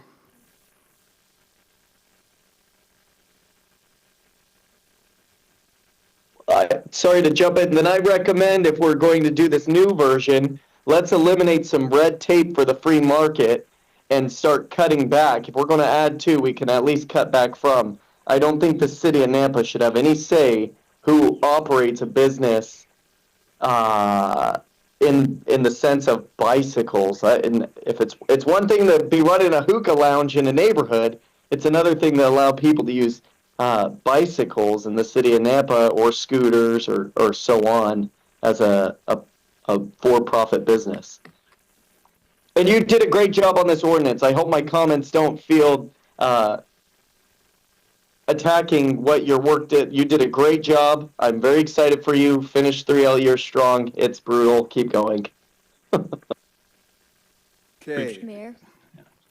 I think one thing that we have to be careful of too is, I can see Councilman Rodriguez's point very clearly. If you're on a pathway and there's a mom with a little kid that's learning how to ride a bike and you have a kid blazing by, I mean, that's hazardous. But at the same time, we're trying to create, we just had planning and zoning talk to us about connectivity in the city, and we're trying to implement that and create more revenue or more opportunities for people to get through in different connectivity ways. And so we kind of just have to be careful that we're not kind of slapping ourselves down when we're trying to create something and then hindering the ability to do it. So just something to think about. Mayor? Yes, sir. I just think it's real important for city council to continue to read this and continue to think about it. It's important for us to implement. I've witnessed multiple times the e-motos, the regular e-bikes, et cetera, get the speeds up and whiz around people who are on the pathways, nearly take somebody out. And I think it's a real issue. And I think it's also an issue on sidewalks. And technology has moved this along to where it's a great tool, like any tool, if it's used correctly. But when it's used nefariously and out of control, then somebody gets hurt. And from my perspective, when you got enough people walking the pathways that we've encouraged the last 25 years to put pathways in the city of Nampa, and I've put in a great deal of them. And so then to watch people say, well, I don't walk the pathway anymore because somebody just mows me over or comes whizzing by me so quick that, you know, I don't even know they're coming behind me, because you don't hear the noise, but you sure feel the bike. So, you know, in disagreement that we've made this too strict for the private sector and for the free market system, it's the free market system that doesn't have any control. And so that's wherein government has to step in and provide some of that guidance. And so I'm hopeful as a council that we will adopt soon this rough draft, modified, and keep moving forward and give our police department the opportunity to help out. So. And I'll just make one comment. Surveys for the last several years, the number one item that is on our citizens' minds is public safety. And this is certainly, in my mind, currently public safety. So we'll send your ideas, all right? And we'll continue to work on this. Thank you, gentlemen, for your time on this. Appreciate it, Ben. And again, have a wonderful year. All right. Thanks. Okay, normally we'd be in public hearings, but we got two, I believe, going to be very short. Yes. Take a 5-minute break. Not until we do let's do our action items and we'll do it. Just Okay. two quick ones, okay? Okay, good. Okay, so, because I've kept Mr. Spencer here for the last two council meetings late, so let's get him on here. So This is 5-1. John, if you're going to come up, and I'll read this. Action item, authorize mayor to sign agreement in Nampa Meridian Irrigation District, NMID, for the administration of NMID's parcels, approved by the city attorney Preston Rutter, proposed in the F-27 budget. Thank you, John. Second. See, I told you it was Moved and quick. second. Okay, the roll call, please. Cog. Yes. Bills. Yes. Rodriguez. Yes. Griffin. Yes. Pingula. Yes. Reynolds. Yes. All in favor, motion carries. So if you so desire, John, you have a nice evening. Okay. Okay. He was here, he had to wait till after all the public hearings last two times, so he, and I think that same thing happened. I think there was a motion and a second, as I recall. Okay, 5-2, Cody, we're going to try to get you out of here if you so desire. Action item? Mr. Mayor, Yes. I'll start off with comments on this. I have, Okay, you want me to read what he's going to do? go ahead, read it. All right. Action item, authorize mayor to sign professional services agreement to replace the Harwood Recreation Center weight room carpet with new sport impact rubber flooring with wall-to-wall flooring for a cost of $103,686 not to exceed. This has also been approved by legal and approved in Y26 budget, so we haven't spent it yet, huh? Correct. Okay, thank you, Cody. Mayor? Yes. Cody, kind of as we discussed before the meeting, there's several things about this that just don't sit well with the process. And I think the first one is that on the RFP that went out, I think you spec'd Mondo flooring, is that correct? Yeah, Mayor, Councilman Reynolds, that's correct. We wanted to match the same brand and type of flooring that we had in other locations in the facility. Okay, so in Idaho statute 672808, it would be considered a sole source to spec a specific brand of flooring. And in that case, we can do a 14-day notice, and we can come back to council, we can approve a sole source, and then go out for that sole source. If that's, only one vendor is a higher standard than this vendor known as, or this is our preferred brand, there's some legal stuff that goes there, and Preston can talk about that, but the other problem I have with it is our budget was published at $104,000, and they came back with $103,600, whatever. They were the only vendor that has this. They were a sole source. They're the sole distributor for this flooring product. And that, to me, is like they were able to write their own check. And also going through this, I don't see any liquidated damages. That makes me concerned. It's a problem if we have a vendor that doesn't perform and we have to sit on that. And so every contract, in my opinion, in the city should have liquidated damages to cover us. There's no retainage. It says specifically in the contract, no retainage amount. Also, just on my math, this is 5,000 square feet, is that correct? It's close to that. I think I have. Just under that. Yeah. So it should be no more than about $5 a foot for the material, based on my research and what I've done in my business in the past. That's $25,000 of material. And then about $2.50 a foot for demo and haul off. That's $12.5. And then if you, that's $37.5 combined. And then you got install labor and add some cove base to it for about $28,000. That's a total of $65.5. So in my assessment, by the way we put the RFP out with a sole source product, I know that that's what you would prefer because that's what's in the rec center, but legally, I don't believe we can do that. And Preston might disagree with me, but I've done public works procurement for years, and I don't think we can do that. But if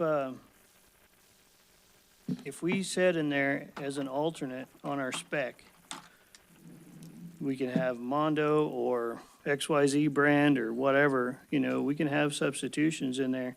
Then we're opening ourselves up to other bidders and competition, and we're gonna get numbers back that are more comparable to that 65.5 number that I came up with. If I did that job today or tomorrow for 65.5, that puts about $35,000 in my pocket. That's pretty good. You know, for 2.5 weeks worth of work, I wouldn't mind that at all. So, I'm concerned about this whole process and this. I want you to get your flooring. I understand the need for it. There's a lot of options on gym flooring. We installed one in a Lifetime Fitness building that was 3/4 inches thick, and it locked together like a tile. It was 3x4 sheets of it. This stuff will last longer than the building. And that was just under $5 a foot for that material. And it was about the most expensive thing you could buy at the time, so. Okay, I think that we'll get a legal opinion in just a second, I think, and it may be where this needs to be, amended to put off for another time. Maybe the next council meeting is going to be a very busy one, but anyway, legal opinion, please.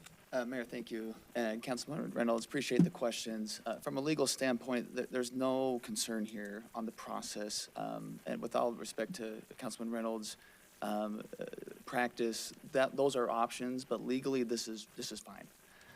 You are not required to go to sole source.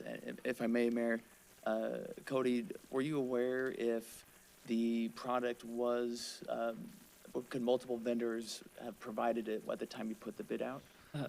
Mayor and Preston, my understanding is that there was a sole provider of the material, but there were multiple options and vendors that were certified to do the install. So we had sent it out to several companies with the Mondo certification for the install process. And where they sourced that, I wasn't sure whether it would be most likely the local geographic service area, which is the wall-to-wall. Yeah, Mayor, and sometimes you put these out for a public bid, for a low bid, and you sometimes get one bidder that comes back, and they have the time, capacity, the ability to meet it. It doesn't require you that you should have gone sole source, but it gives you an option. Under State Code 652806, 1E, it says if you get less than 3, you can actually go out and try to find somebody else if you want, who's a qualified bidder. I understand there's some operational rationale for why you sought that, and maybe there's a few ways to go about it. It seems like a lot of the points were more operational, but more from the legal. We're on good grounds here from a legal process standpoint. Mayor Brunner?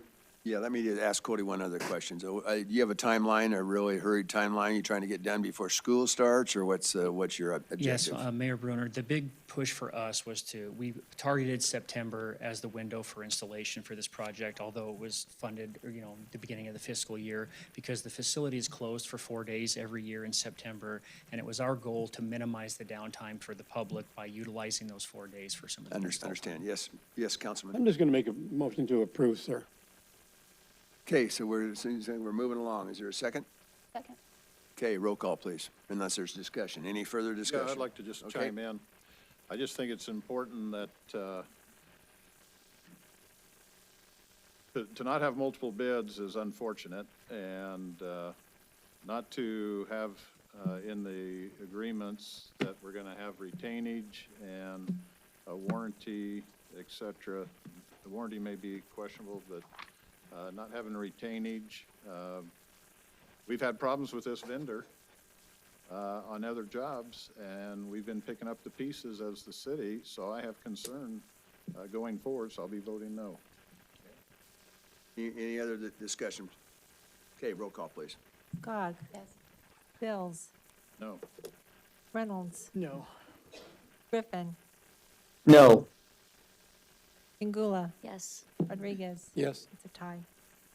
I vote, and here we go again. Okay.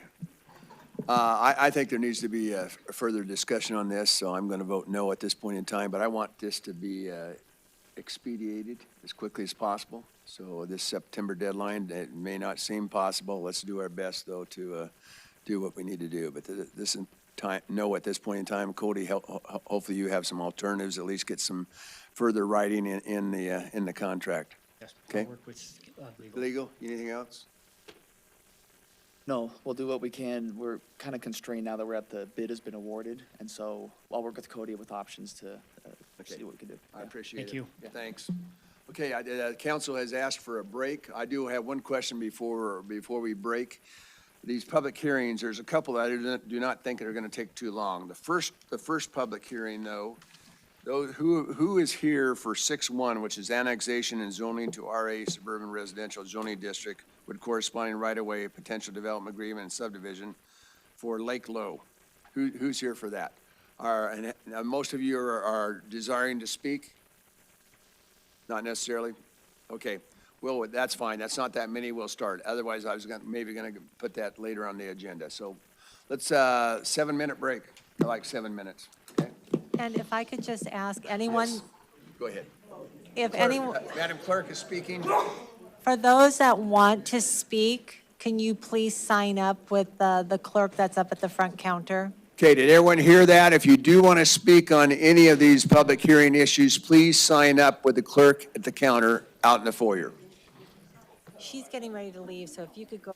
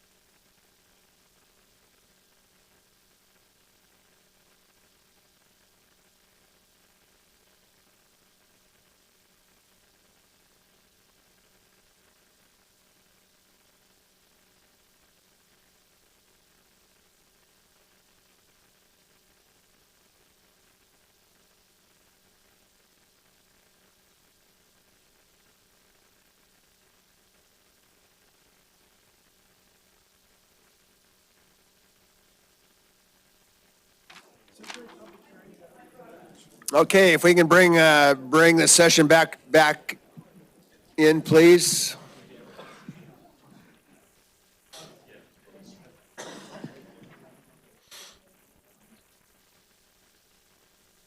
Thank you. Okay, we are going to make one quick little switch. I've talked to Public Works, and I understand that 6:3, which is a public hearing, will take very, very little time, so we're going to move to 6:3, so I'll read that, and then we'll have Christy Watkins come up and present. Action item, it's a vacation of a 20-foot by 21.97 foot by 29.71 foot, 219.7 square foot portion of a public utility easement addressed as 15715 or 0 Idaho Center Boulevard for Kendall Hyundai of Nampa, representing Graycon LLC. Original concept, relocation of water line due to expansion of existing auto dealership building. Okay, Christy, she here? There she is, okay. Mayor, would you like to hear from the applicant at all, or do you want me to just go straight No, into it? you tell me. Applicant would be first if we want to hear, if. I think we can just go straight in. Okay. Well, Char's telling me applicant. It's fine. I'll defer to legal, but I always thought that applicant has to start and end. Can we start from the beginning? That's just, I need to get on the facts. I'm sorry, I wasn't. It's whether the applicant needs to present first or we can defer to Christie. Typically, we will have the applicant present, followed by a. That's our normal process. Is more a procedure thing, not so much a legal requirement. Can the applicant go ahead and defer to Christie? Do they have a presentation that they will? None at all? No, she's sitting right here and. Okay. If that's their call, then they can proceed with. Okay, thanks for. If you're okay with that, Mayor. Okay, Christie. All right. Thank you, Mayor and Council. Christy Watkins, Principal Planner for the City of Nampa. As stated, this is vacation of a 219.7 square foot portion of a public utility easement. Just to give you an idea and put that into perspective, that's only slightly larger than the size of a standard parking space. It's not very big.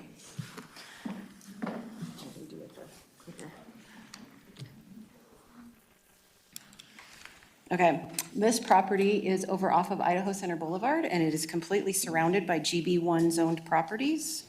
This is a layout of their site. That little red cloud there is the size of the easement. These are the applicable regulations for a vacation that's in your staff report. We received no comments from any agencies or departments. They are expanding their shop to the west of the existing structure, and this requires relocating the water line and the easement.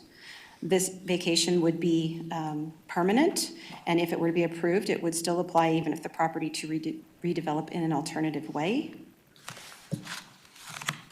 It follows Idaho State Code 501306A in terms of vacation. Vacating this utility easement is necessary to accommodate the request for expansion of the building. These are the conditions of approval, and these are the potential motions. I will stand for any questions. Okay, thank you. Any questions for Christie? Okay, there's no one signed up to testify on this issue. Is there anyone that has not signed up that would like to? Okay, if not, if there's anything else from the applicant or Christie? Okay, we just need a motion to close public hearing then, please. So moved. Second. Okay, all in favor? Aye. Okay, council discussion or motion? Mr. Mayor, Yes. I move to approve the project as stated on the screen. Second. Okay, any further discussion? Okay, roll call, please. Skog. Yes. Chingula. Yes. Mills. Yes. Griffin. Yes. Rodriguez. Yes. Reynolds. Yes. All in favor, motion carries. Christie, you're only over by 3 minutes. Okay, okay. She told me 30 seconds, so. That's all right, she is wonderful, let me tell you. We have a great group over there. Okay, we are going to move to 6-1 then, so I will read that, and our applicant is here, I assume, for 6-1, which is the annexation and zoning to RA Suburban Residential Zoning District with corresponding right-of-way, potential development agreement, and subdivision preliminary plat approval for Lake Low Estates, addressed as 0 Lake Low Avenue. 4, Brecken Land Design representing Ronald Lester, Original concept was a 24 single-family detached units, 6 common lots, and a right-of-way. Is there applicant here? Yes. Thanks. So, yeah, you know the process, name and address. Thanks. All right, my name is Becky Ezagari, and my address is 4818 West Camas Street, Boise, Idaho. So I'm here to present applications for annexation and preliminary plat for the approval of Lake Lowell Estates subdivision. Not moving. Got it. Okay, the project is located west of Midway Road and north of Lake Lowell Avenue. Surrounding land uses include existing 2-acre single-family residential properties to the north, future home of Grace Bible Church to the east, Cope Sand and Gravel to the south, and a mix of half-acre residential lots and agricultural farmland to the west. The site is located approximately 1/2 mile from Lake Lowell Park, providing a convenient access to recreational amenities. The property also is encumbered by a 120-foot wide Idaho Power transmission easement that traverses the site and has influenced the overall design of the site. The project proposes 25 buildable lots on approximately 38.74 acres with a requested RA zoning designation. The lots average 1.12 acres in size with a minimum lot size of 0.68 acres, resulting in a density of just 1.54 dwelling units per acre. We have also incorporated a 105-foot wide landscape buffer on the north property boundary. This buffer was added after discussions with the neighboring property owners to the north. This provides substantial separation to the existing homes on the north there. The overall design creates a low-density, estate-style community that is compatible with the surrounding rural residential character. The project is requesting a few minor exceptions due to the existing 120-foot wide Idaho Power easement that crosses the property and impacts the layout. The 2 highlighted blue lots request a small exception to the 1-acre minimum lot size, while the red highlighted lots request an exception to the 150-foot requirement. These exceptions allow the development to work around the existing easement while maintaining consistent lot pattern throughout its subdivision. This project provides 6.24 acres of open space. Although the open space and amenities are not required by code, the development includes a pickleball court, a 10-foot by 20-foot gazebo, and a 4-stall parking area. Turf and sod will be proposed throughout all of the common areas in the landscaping, and including the Idaho Power easement, creating an attractive, usable open space for residents to enjoy. The proposed roadway network is designed to meet city standards while providing safe and efficient access through the development. Internal streets include a 56-foot right-of-way, 6-foot parkway strips, and a 4-foot detached sidewalk.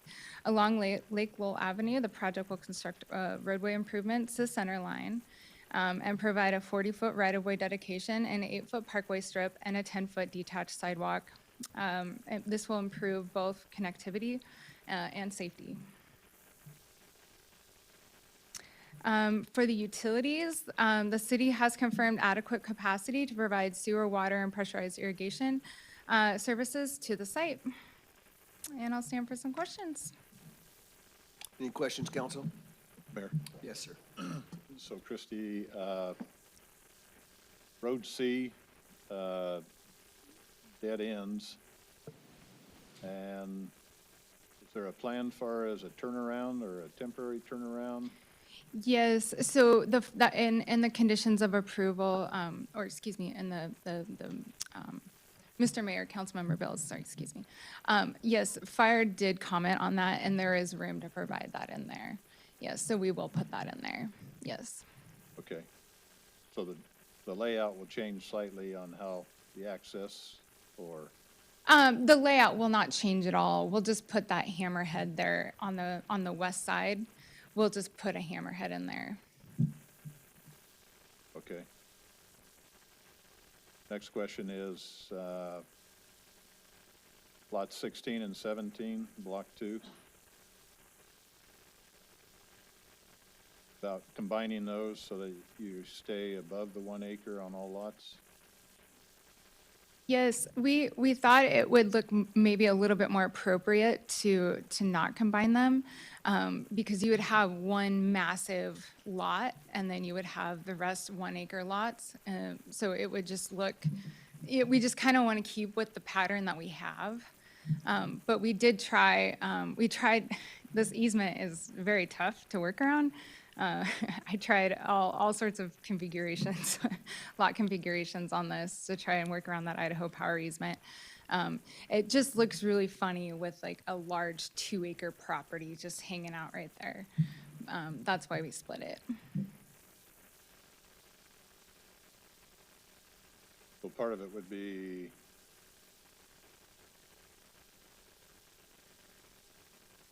whether the pickleball court would be up more to the front than in the back, but that's your decision.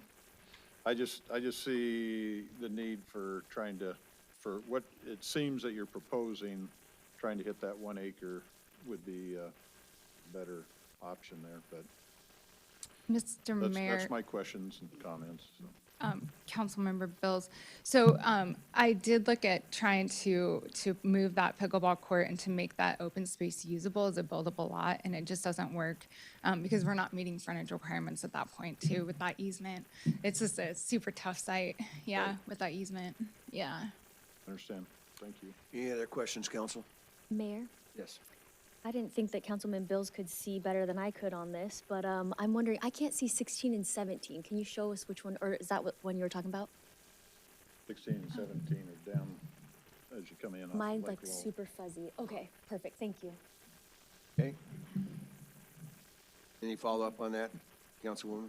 No, Okay. Any other questions? I- Yeah, okay. It sounds like Councilman Griffin has a question or a comment. I'm just curious in the same vein that Councilman Bills was going down. Would you be opposed to turning lot 16 and 17 into a 1.6 acre lot? I know it's bigger than the other lots. However, it might not be too standout, might be a premium lot in the neighborhood. I'm not sure. Obviously, more lots is more profitability, but I'm just curious, rather than going below that 1 acre threshold, maybe meeting at that 1.5, 2 acre lot there. Yeah, yeah, we would be open to it, but I mean, ideally, we would like to keep that 2 lots, just to keep with the consistency of the subdivision. I mean, at that point, you know, at 2 acres, you can allow a lot more livestock and whatnot than what is normally allowed on a 1 acre. So, you know, you're kind of just changing what the vibe of it, I guess, if I may. So we kind of want to just keep everything consistent. Thank you. And just for a comment, I appreciate you bringing an acreage development back to Nampa, so thank you. Yes. Okay, any other questions before we have Candace come up? Okay, thank you so much, Christy. Candace, you're up.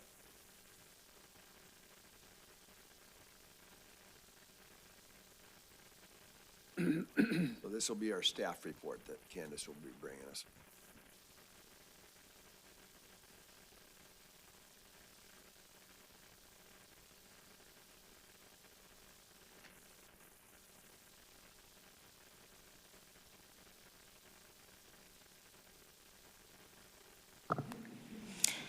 Good evening, Mayor and City Council. My name is Candace Fry, Associate Planner for the City of Nampa.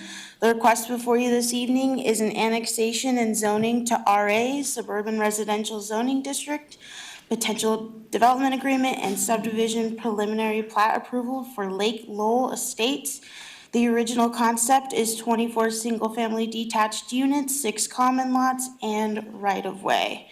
And the Planning and Zoning Commission recommended this for approval on June 23rd.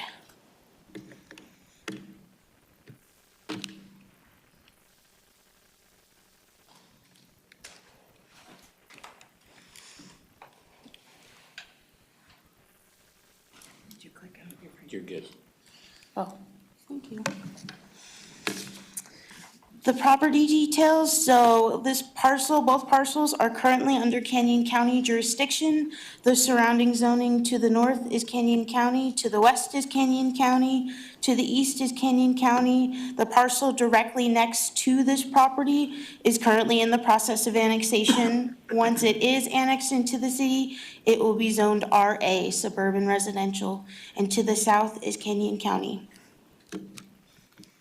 Our comprehensive plan designates this area as very low-density residential. And just a note, the path to annexation is provided by the parcel next door, which is contiguous to be annexed to Nampa City parcels to the south and east. And here is a better map of the path to annexation. It is provided again by the parcel next door, and that parcel is Grace Bible Church. Currently has an annexation application in process, and that application will be presented at City Council on August 17th. Under the conditions of approval, condition number 2 states the following: the parcels listed here for Grace Bible shall complete annexation prior to the reading of the annexation ordinance for this project. And then there was a mistake at the planning and zoning meeting that we mentioned that Grace Bible was already annexed.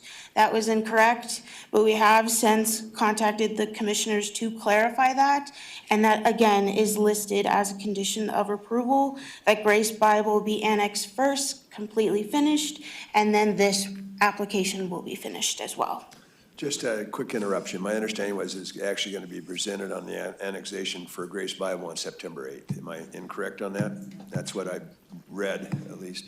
That's correct, yeah. Okay, so it is September 8th. September 8th. Rather than August 17th. Yes. Okay, thank you. That's what I said, but it didn't come out of my mouth. All right. I tried. Applicable regulations, so annexation, Idaho State Code lists out the criteria for annexation. And then more applicable regulations, we do have the zoning code, 10232, the conclusions of law pertinent to proposed zoning map amendments. Chapter 27 of Title 10 is the subdivision chapter, and then Chapter 7, Title 10 is the suburban residential chapter. Here is a close-up of the proposed preliminary plat. And then correspondence. We did receive 2 public comments in time. So there was one comment that had concerns about the increased traffic and overcrowding, and the second comment had concerns regarding development around the lake and wanted to initiate a petition to create a state park at the lake. And then there was also only one person that spoke at the Planning and Zoning Commission hearing. So agency and department comments. Highway District 4 had comments for Lake Lowell Estates, and those are included in your staff report. Idaho Power provided general comments regarding the plat and the easement that does go through the property. Nampa GIS would like an updated site plan or a draft copy of the plat to reflect the changes that are listed in the staff report. And then the Nampa Fire District had comments regarding general water supply and fire access comments. And then they do not approve the access road. There needs to be a dead-end turnaround incorporated on Public Road C. And then I believe the applicant has discussed that. More correspondence.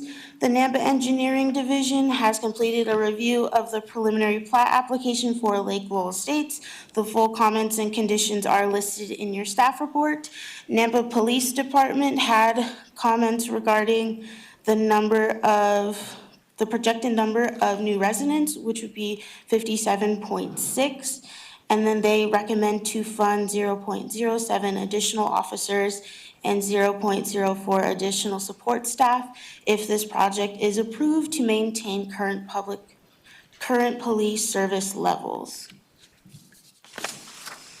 So the preliminary plat analysis, 10-7-4, the property area width and yard requirements. So this property, the minimum property area in the zone shall be 1 acre.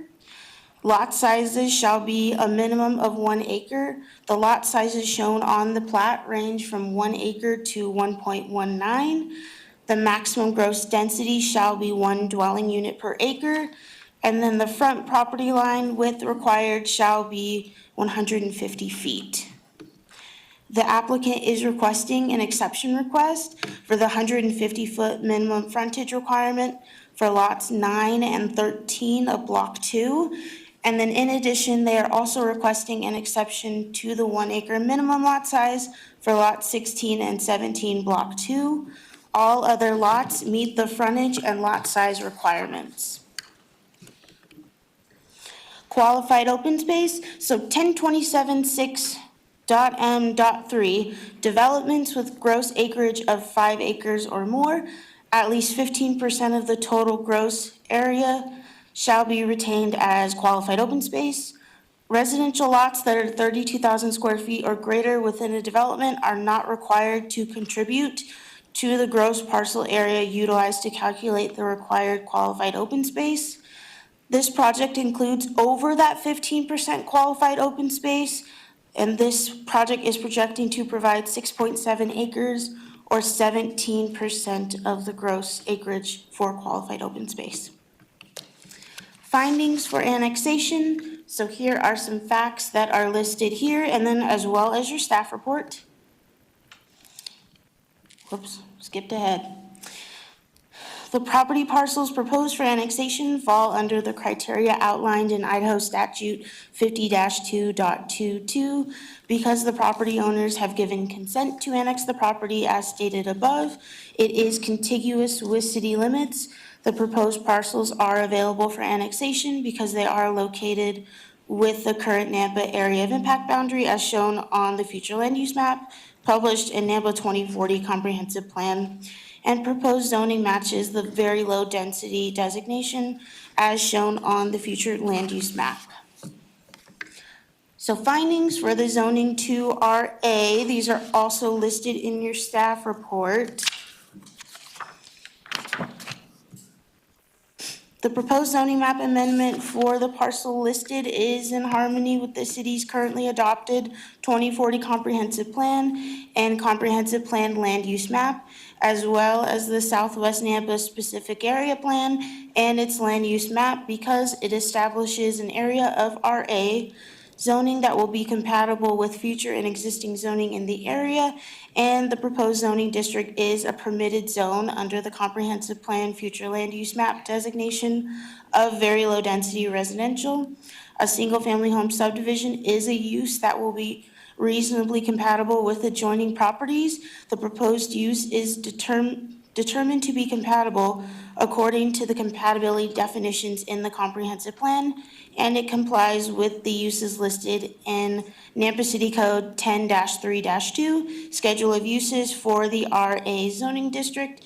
It is in the public's best interest and reasonably necessary because the development of these parcels will extend city services and utilities, and any new construction will bring improvements to the property per city code. Here are the recommended conditions of approval. There they are. Here are the recommended conditions of approval and any other that the council wishes to add. Here are the potential motions, and I will stand for any questions. Mayor Bruder. Yes, I guess I'll start it off. I think this will be for Daniel, so thank you. Under utilities, Daniel, it says sewer for this area is master planned to be served from the Midway sewer trunk. Current service shall be to the Middleton trunk. Plat shall be revised to show the infrastructure needed to facilitate the abandonment of the private lift station. So what is the fiscal responsibility of the city then?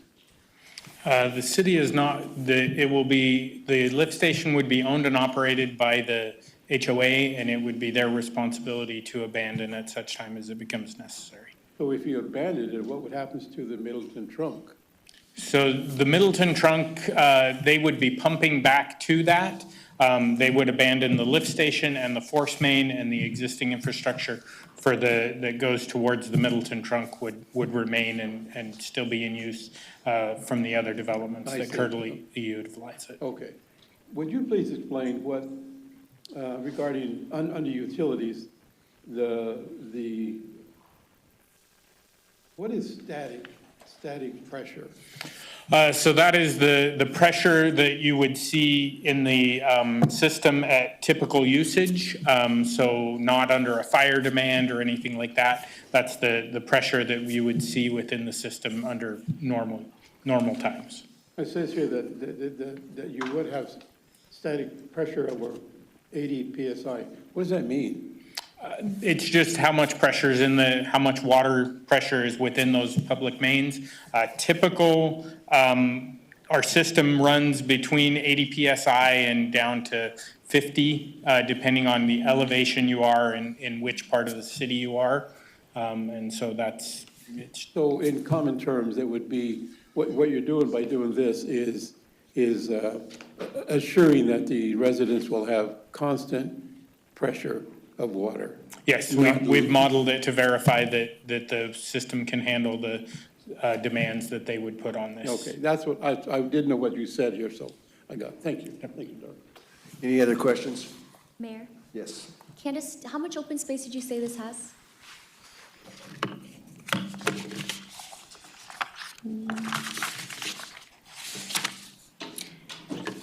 Mayor and Councilwoman Jangula, they are providing 17% or 6.7 acres. And 15 is required? 15 is required for developments over 5 acres, but if the residential lots are more than 32,000 square feet within a development, they are not required to contribute to the parcel area utilized to calculate the required qualified open space. Thank you. Also, thank you for adding, instead of the officers in the packet, having it like 1.2 officers, but actually putting the dollar amounts is really helpful. So thank you for that change. Any other questions? Okay, we're ready for public comment. We have 3 individuals currently signed up, okay? Our first speaker is Doris Phillips. And as usual, Doris's name and address, please. Doris Phillips, 220 South Ivy Street, Nampa, 83686. I'm here because I have concerns about growth around Lake Lowell. I grew up here, and I love the city. And Lake Lowell is one of our prized possessions, in my opinion. And it concerns me that we want to add more living plots out there and more people,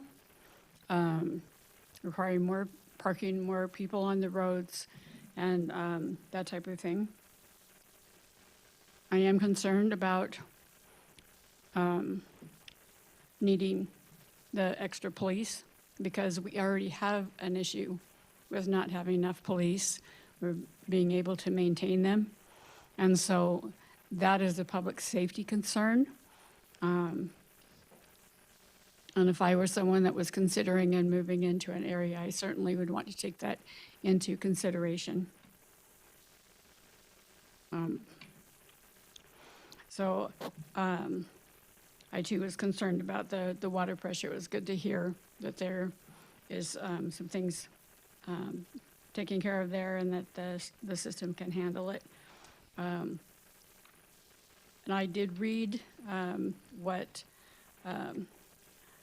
Derek had submitted, and I think that there were some good ideas in there that might be taken into consideration by City Council for this and for future growth in that area, so that we make sure that the quality of our life in the city of Nampa stays as good as it is, and provides for the people of the city what we need and what we want. Thank you. Thank you, Doris. Our next speaker is Sheila Saratorius.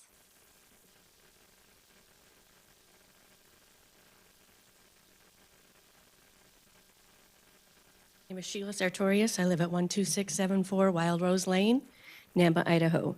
So I'm here because we moved to the country 6 years ago out by Lake Lowell. And living on that road on Lake Lowell, it is a very dangerous road at this point. And to add 24 houses to across the street from us, there's just no place for it out there right now. And sitting in this council meeting, we missed the first council meeting when they were talking about Grace Church. The signs do need to be changed because it still shows August 17th to come to that meeting. So finding out that it's in September is a new one for us. But it sounds like a lot of this hinges being annexed into the city is if Grace gets approved. I would highly ask that you wait and see if that happens. You know, this year when it came to the mayor's race, I went down. I was very excited about the candidates. I did my research. I went down to vote and found, because I live in the county, I can't vote. But yet here I am standing at a city council meeting fighting subdivisions going in all around us. We have a new subdivision that was just planned on Midway and Lake Lowell that we hear nothing but construction now over there because somebody approved that. So we live in the county, but the city is quickly coming in on us. I would highly encourage when we talk about connectivity, that's a dead-end sidewalk at that neighborhood because there is a Deer Flat wildlife refuge around there. So the subdivisions can't go too much farther. So next to the lot that we're talking about right now is a hayfield. And from what I understand, it's in that wildlife buffer zone.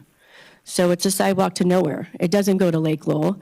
I don't know how the last time you guys went to Lake Lowell and tried to go down there on a bicycle or walk across that street. It's extremely dangerous for people. So if we're going to be including residential areas over there, the city needs to get with the county and put in sidewalks and crossing and make sure that's available because it is very dangerous over there. Our street is 35. People go 55 all the time on it. So I would encourage before we include anything else growing in that area, that we do some research. Because, you know, I listened to somebody say that they don't want to make one lot 2 acres and talk about that it would look wrong in the neighborhood. Let's be clear, it's not because it looks wrong in the neighborhood, it's because it's $1 million home that doesn't get built there. We're not talking about $350,000 homes that are going on these lots. They're probably going to start at $850,000. You cut that lot, you make that one lot, that's a big loss on that subdivision. So, you know, I think it's important that we protect our night skies out there and things like that that our grandchildren are coming up to know. And there is something to be said for that. We're losing it here in Nampa. So I hope that the city council takes that into effect with those of us who chose not to live in city limits that are getting encroached on daily. Thank you for your time. Next. Mayor, our last speaker is Cheryl Higley.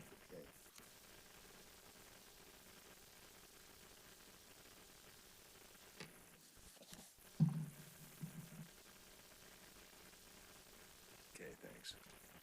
Good evening, Mayor and Council.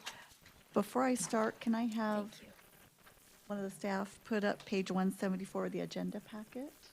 That is the pathway to annexation, please. Mayor, do you want us to take that action? What's your request, Cheryl?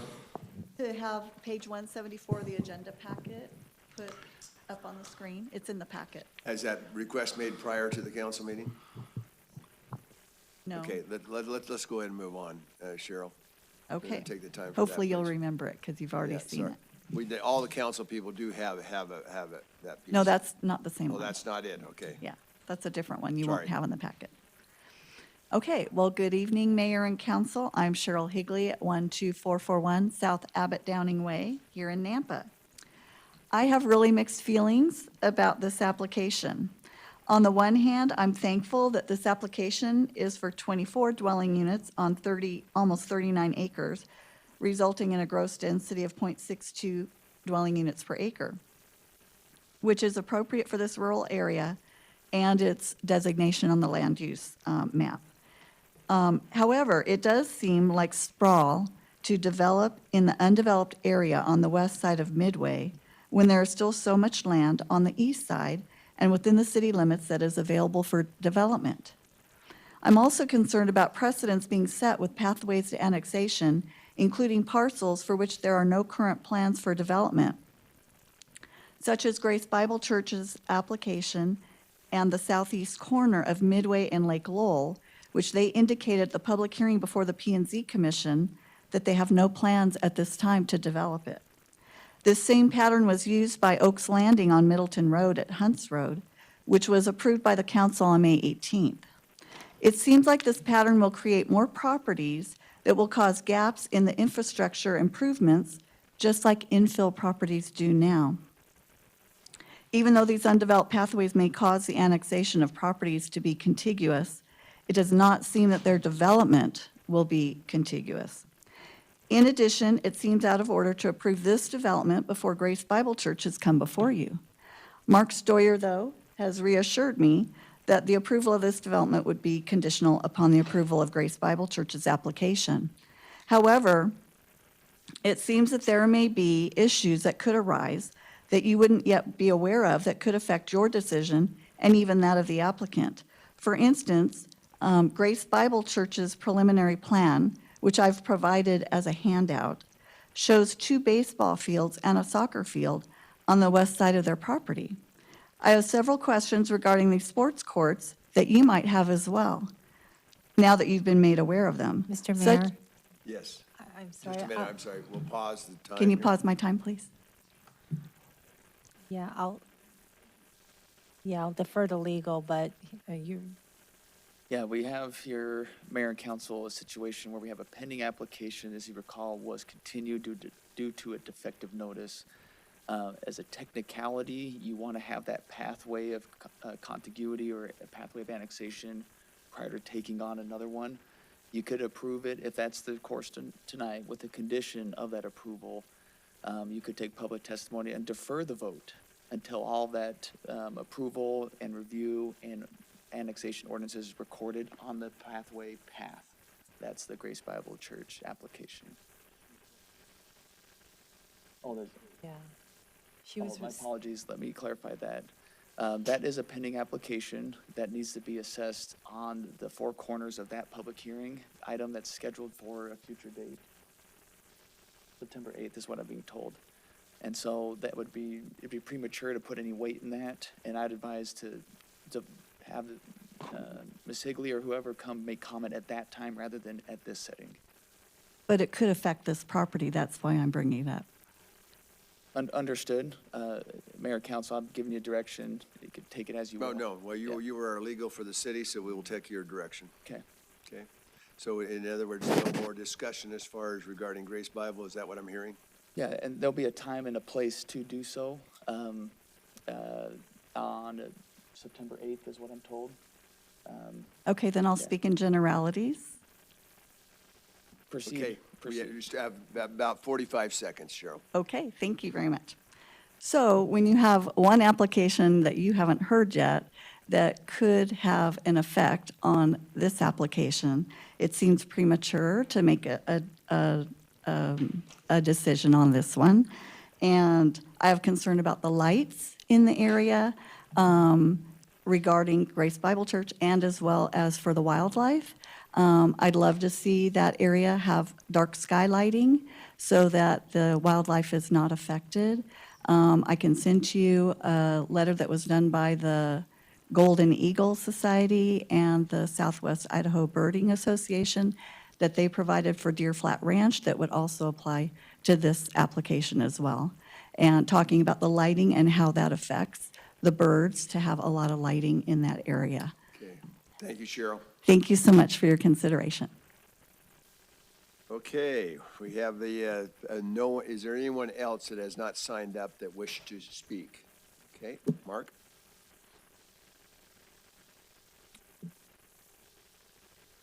Mark Mitchell, 12355 Landau Way, Nampa, Idaho 83686. It's funny because I find most of the people that have come up here tonight don't remember where their living was, that's where we used to hunt. Couldn't hunt geese, but you could hunt duck, you could hunt pheasant, you could do all that. I mean, even on the corner of Midland and Greenhurst, we used to hunt that with pheasant all the time. So we, as being here for 40-plus years, you have a tendency to see the development. Some of it I've liked, some I haven't. But what this developer has done, he has come out with the acre parcels that we've all asked for. Larger. They butt up to larger ones. As far as Grace Bible, don't know anything about that. The traffic, I did sit down with some people in the city, and it looks like in the future, we're gonna have some pretty nice roads going down. Midway is gonna be a very good road. Middleton will be a good road. So they are gonna be widened. There are those potential to happen. We're talking 26 units, is that right? Is that what I saw? Is it 26? Where'd she go? 24?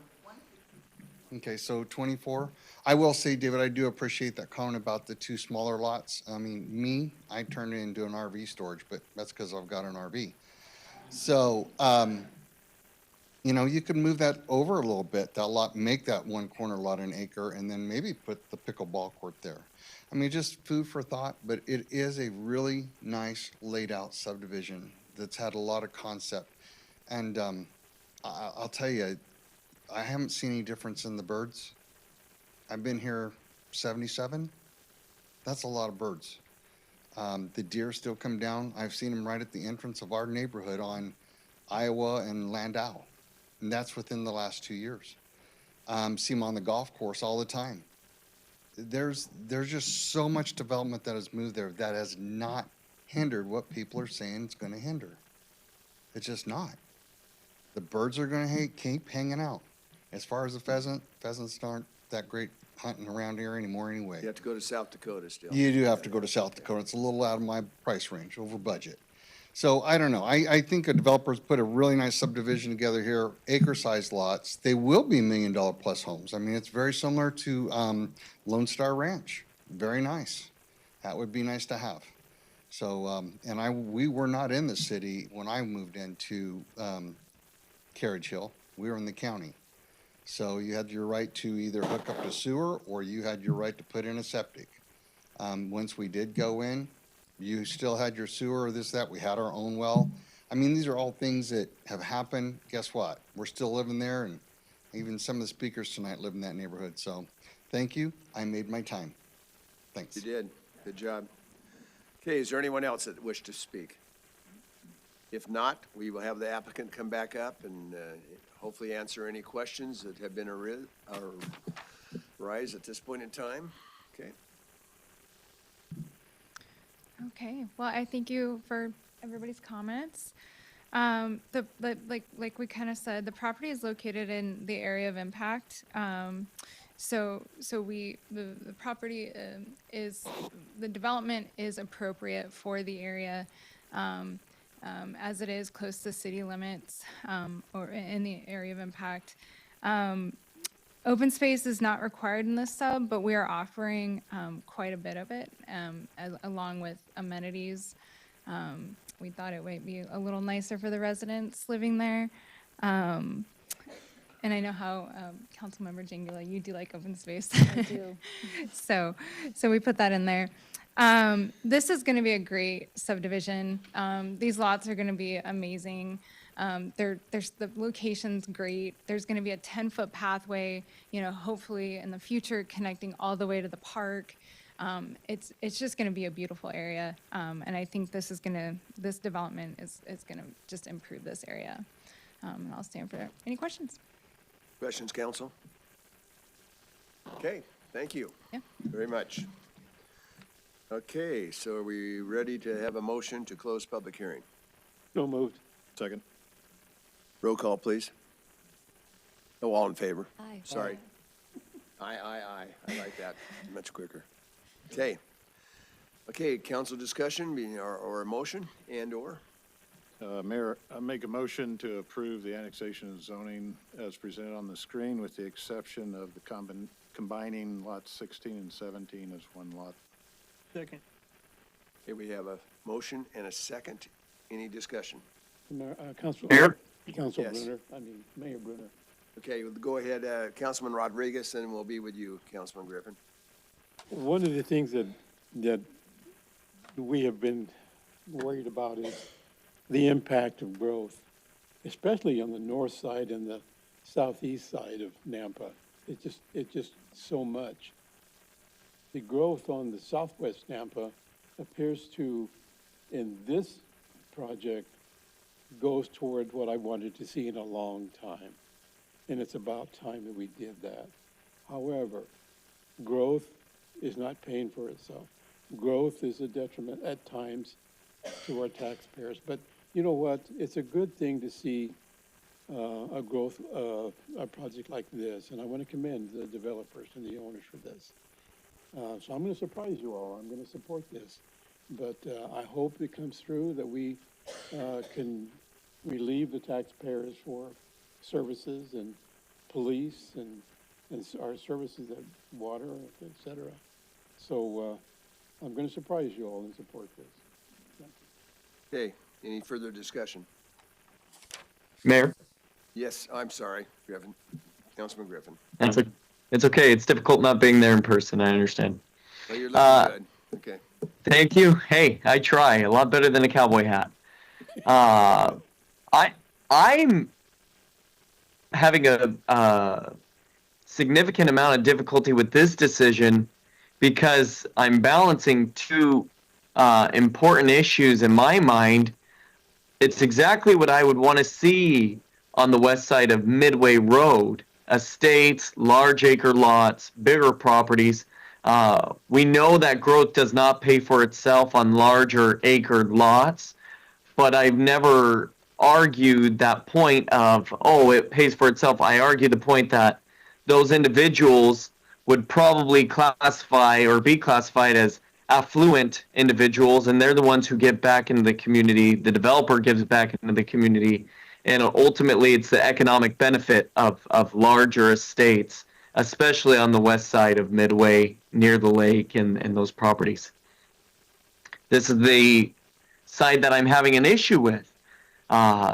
It's still growth outside of an area that's, as one of the testifiers said, basically still sprawling, and we aren't focused on the issues internally, and we're still growing out. So I'm just trying to weigh, do we want to set the precedent and start approving projects heading west of Midway now? Do we want that growth to begin happening now?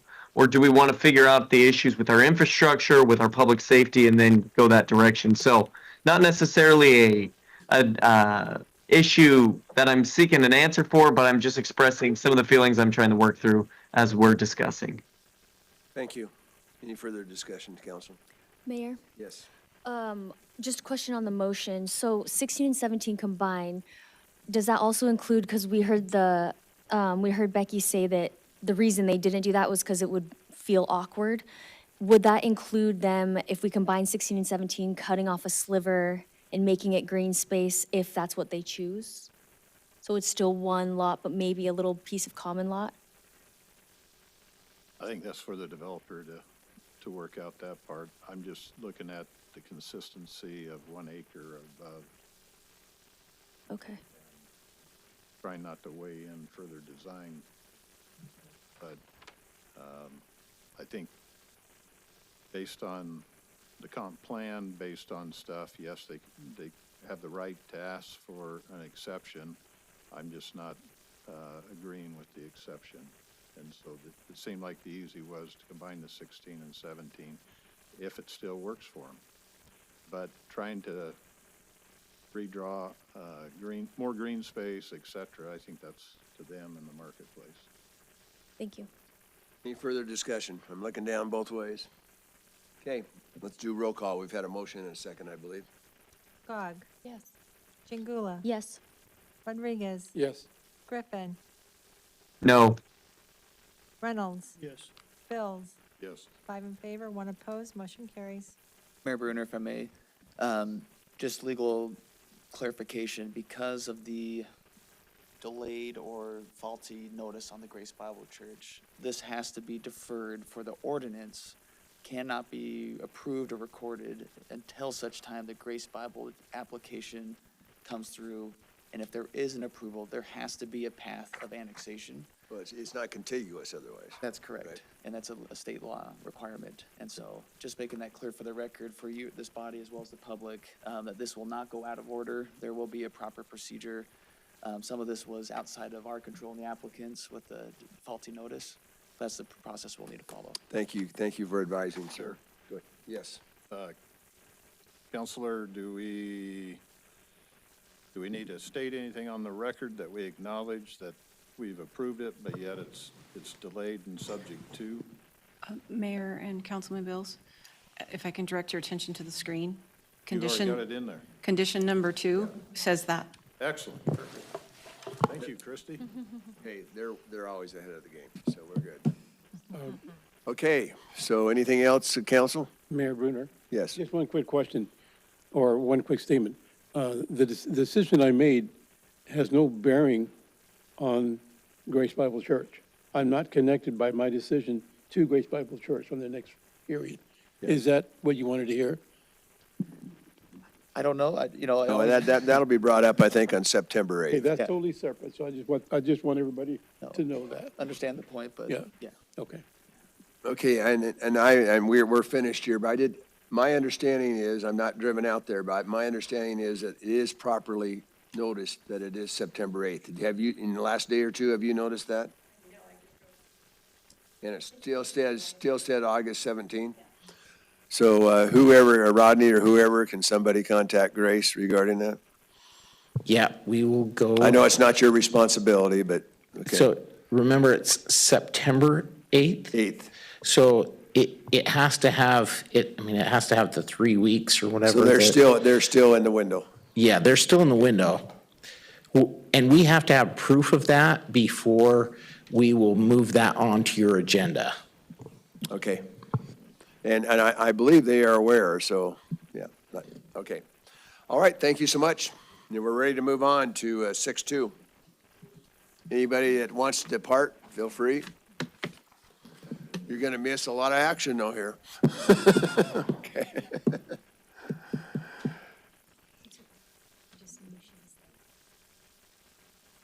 Okay, let's move on to 6.2.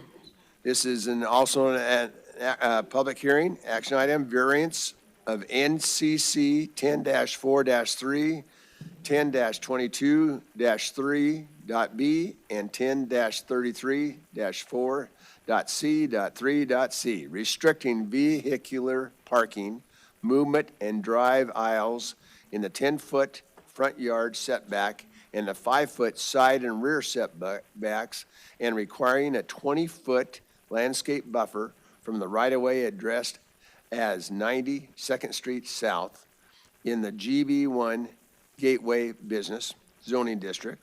Original concept, redevelopment of the property with drive aisles and parking within the setbacks and required landscape buffer for a rebuild of a Burger King restaurant. So applicants here? I figured you guys were the ones. Sorry about the wait. Thank you, gentlemen. Yes, Connor Gray, 505 South 7th Avenue, Caldwell, Idaho, 83605, I believe it is. But yes, good evening, Mayor and members of the City Council. Again, my name is Connor Gray. I'm with Accorda Real Estate Companies, and I am working as the owner's representative tonight on behalf of the Burger King and its owner, located just off of 2nd Street as you're traveling south from Northside Boulevard. First, I'd like to thank the city staff for the time and effort that they have put into reviewing this application. I believe the staff report does an excellent job outlining both the request and the reasons why they're recommending approval. I'll try to keep my comments fairly short and focus just on a few of the key points. As outlined in the staff report, we're requesting 2 variances. The first would allow vehicle maneuvering within portions of the required setbacks, and the second would allow relief from the landscape buffer requirement. For the reason for these requests is fairly simple. What we're doing is we're proposing a scrape and rebuild to the existing Burger King and replace it with a brand new modern restaurant that will continue serving the citizens of Nampa for many more years to come. The existing building has been a recognizable part of the corridor for decades, but has reached the point where replacement is the better long-term investment for both the property and also the community. I included a rendering, let's see, is it on the side?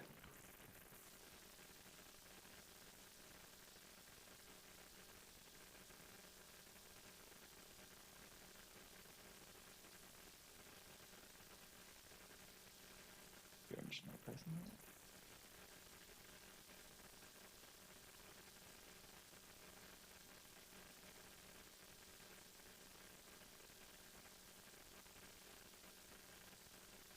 Technical difficulties. Yeah, no worries.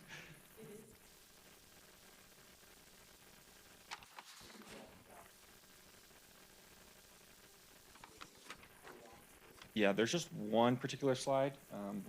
If we could just have one that I'd like to use.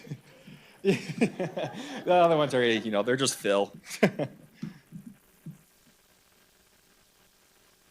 Oh, there we go. Yes, so yeah, I included one of our renderings that we just recently completed over in Cuna. Yeah, one of the restaurants in Cuna. While the Nampa restaurant, the rebuild is not going to be 100% identical to this, we're going to be planning for a little bit larger dining area just due to this location and the amount of in-service dining that happens with here. But it's going to be very similar in architecture. We believe that this redevelopment will significantly improve the appearance of one of the primary gateways into the city. And then if you could, maybe this works now. Could you go to the next slide, please?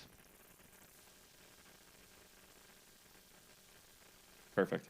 As we began designing the new restaurant and going through the design process, one of our primary objectives was to preserve what was already at the site. This property has functioned successfully for many years. Customers understand how the site operates, traffic flows efficiently, and the building's orientation creates an attractive entrance into the city. Our goal was not to reinvent the site by any means. It was to replace an aging building while also preserving the successful layout that already exists. During our pre-application meeting, city staff informed us that because the project involves a complete demolition and rebuild, that the site must comply with today's development standards rather than the standards that existed when it originally was built. We fully understand this requirement and worked through numerous site layouts in an effort to meet the current code without requesting a variance. Unfortunately, as we progressed through the design process, it became clear that this property presents several unique site constraints that make strict application of the code extremely difficult and most of the times impossible. As staff notes in the report, the site is constrained by its unique configuration, frontage along 3 streets, and its existing access layout, and the location of the property lines, as I'll touch on a little later. Those are the conditions that we didn't create, and they are exactly the type of circumstances that the city's variance process is intended to address. As we attempted to eliminate the need for these variances, we explored multiple alternative site layouts. One of the only solutions that seemed to address the setback requirements was to rotate and relocate the building a little further north on the property. While that approach technically did reduce some of the setback issues, it created even more significant problems that made the project completely unviable. For example, changing the building's location created conflicts with internal traffic circulation by forcing vehicles entering the site directly into the primary drive aisles, resulting in a less safe and less efficient layout for the customers. Relocating the building also created parking deficiencies. This restaurant experiences significantly more dine-in traffic than many of the other Burger King locations that we work with. Many of these customers drive larger trucks and vehicles with trailers, making adequate parking an important component of the site's functionality. But more importantly, in each of these site iterations, we faced a difficult time even getting the minimum parking spaces, which is something that we want to completely avoid for this site in particular. Finally, changing the building's orientation would eliminate the architectural presence that currently exists along Northside Boulevard by presenting the sides of the building toward the public street instead of the primary building facades. In other words, every effort to strictly comply with the code resulted in even more problematic hardships for the business and also the public. This is ultimately why we're here tonight. And then you can go to the next slide, please. I know the exhibit's going to be a little more difficult to read from here, but I do have a little bit more zoomed in. Maybe actually this is it. The purpose of this picture is to illustrate exactly what we're requesting through these variances. More importantly, it demonstrates how limited these requests are actually. While the variances are measured from the property line, we believe this exhibit also shows that the underlying intent of the code is still being achieved. The proposed site continues to provide the separation, circulation, and landscaping that these stands are intended to accomplish. As staff noted in their analysis, this request represents the minimum relief necessary to preserve the site's functionality while also allowing the development to move forward. I know there's a lot to look at that visual. If you don't mind going back just real quick. Yeah, sorry about that. There's a lot in this visual. So if we wanted to get more detail about it, we can. We have our design team here as well, and we can kind of go over some of that if we would like to. But for just time's sake, I'll just go over just one key important point. If you're able to see the exhibit on the screen, you'll notice that the property line is really at the center of this request. During the design process, we discovered that the property line is actually a little closer to the existing building than what we had originally anticipated. For many years, the property owner has maintained the landscaping located outside the property line and has every intention of continuing to do so. What I think this exhibit illustrates particularly well is that while we're requesting these variances because of the property line, where the property line is located, the underlying purpose of the setbacks and landscape buffers is still being achieved. As staff notes in their report, there's virtually no visible distinction between the public right-of-way and privately maintained landscaping. From the public's perspective, it functions as one continuous landscaped corridor. If you look at the site as a whole, from the sidewalk to the curb, you still have the required landscape area, along with the separation between the sidewalk and the drive aisle. In other words, the public experiences the same visual buffer and separation that the code is intended to provide. The only reason why we're requesting relief is because the property line happens to fall a few feet closer to the building than the visual corridor would suggest. So although the code technically measures the landscape buffer from the property line, the public still receives the full benefit of the landscape corridor today, and they'll continue to receive the same benefit after redevelopment. The owner has maintained this landscaping for years and is committed to continuing to do so well into the future. So while the site may not technically satisfy the numerical... Applicant time is up, but how much more do you have? I've got maybe 30 seconds. Okay, I'll let you. Yeah, thank you. The intent of both landscape and buffer and setback requirements are still being fulfilled. So ultimately, just wrap it up real quick. Ultimately, what we're asking is we want this development to remain the same position of where it's at today. Every iteration that we have been able to try over the last little bit, it has just not worked both on a financial but more a safety level. So what we're doing is just asking it to remain the same. Thank you. My big question is, if your proposal passes, how long will we be without the Whopper?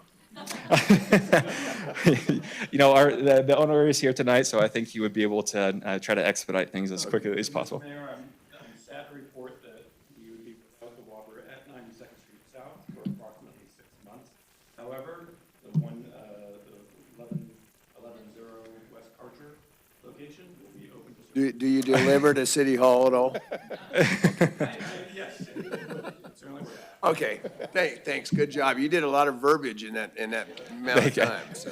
I'm used to a little bit bigger projects, so. Any further questions for the applicant? Mayor, Yes. I just have to say that I am Burger King's biggest fan, and this council knows I eat Whopper after every council meeting, and I get very angry when our meetings are too late and I can't get one. And they know it. Awesome. Okay, is there any further? Yes. Yes. Food talk. Okay, go ahead. Okay, I'll be real quick. The other day, I did go into Burger King, and it was at 8 p.m., and your folks were cleaning it up, and it looked fantastic. You've always been that way. Thank you for that. It's always clean. It's always workable in there. You're welcome. No, thank you. Well, you're welcome. The other question I have is regarding the variances. Is it because you're making the building larger, or is it easier for you to move it forward, or I should say, more east in the parking lot to not have to use the variances? Mayor, council member, and I don't want to misspeak up on behalf of our design team on this, but to my understanding, the biggest issue with this is we're adding the second drive aisle on there. And so that, I believe the building is going to be a little bit larger, like I said, with the dining area. And so we can only push it so far back into kind of the center of the development, and that's when we were running into the problems with the parking spaces. And so, like, as I had mentioned, the only other route would for us to be able to completely change the location of the footprint, and that's something that we weren't able to do. Okay, follow up, Mayor. Just one last question. Why can't you just move the landscaping out and put more building there? Council member, I'll refer that question over to our architect on that one. He's, like I said, he's gone through several iterations, so he might be able to have a better question for you. Oh, or just answer an that idea. one. Yeah. I wouldn't worry about it. I just want. Okay, yeah, absolutely. Okay, thank you. Any further questions for the applicant? Okay, thank you very much. We'll have you come back here in a little bit. Thank you. If there's any. Terry, are you about ready?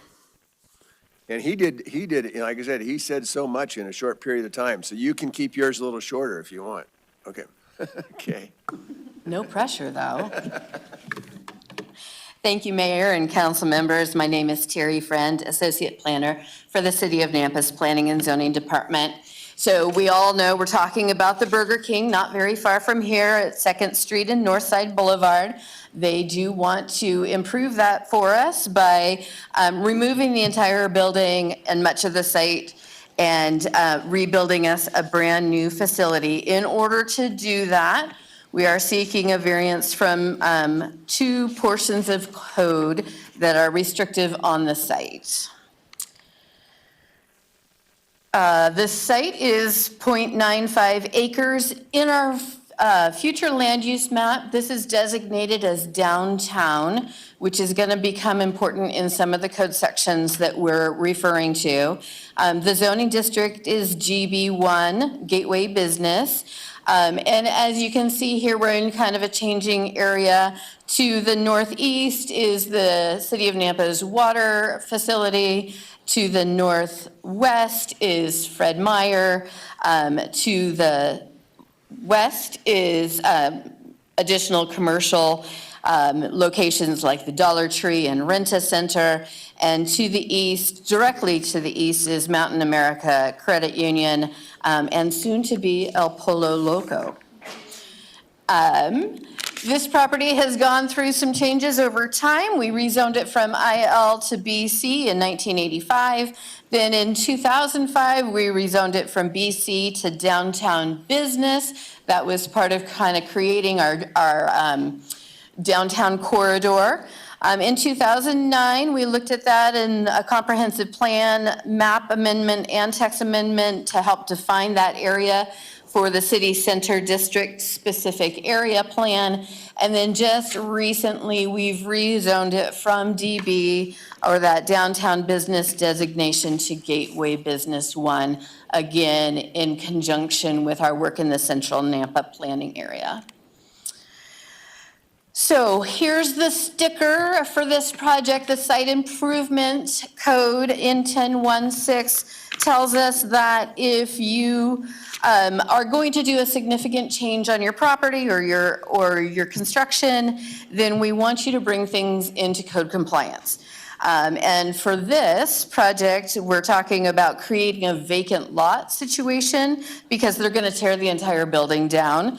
So this is essentially a 100% expansion of the primary use of the property when we do that, which means that they have to comply with current site regulations and improvements, including when the parking lot is torn up and reconstructed, that the parking lot area be improved to meet current code, including the required landscape buffers. And here in chapter 23 for off-street parking, it talks about how we're going to prohibit you from creating parking or having vehicle maneuvering in any required setback area. There is an exception here that does apply to this property, and that is we're not going to have to deal with the rear setback and the rear landscaping buffer because there's actually a property line that divides a common drive there, and that's what that exception talks about. We're not going to make you put landscape in the middle of your drive aisle. We talked about the downtown land use designation coming into play. We're looking for a more pedestrian-oriented building orientation in our downtown area. So we do have reduced setbacks. And for this property, we're going to have a 10-foot front setback. That's going to be the north side boulevard. And 5-foot side setbacks. That's going to be both your First and Second Street.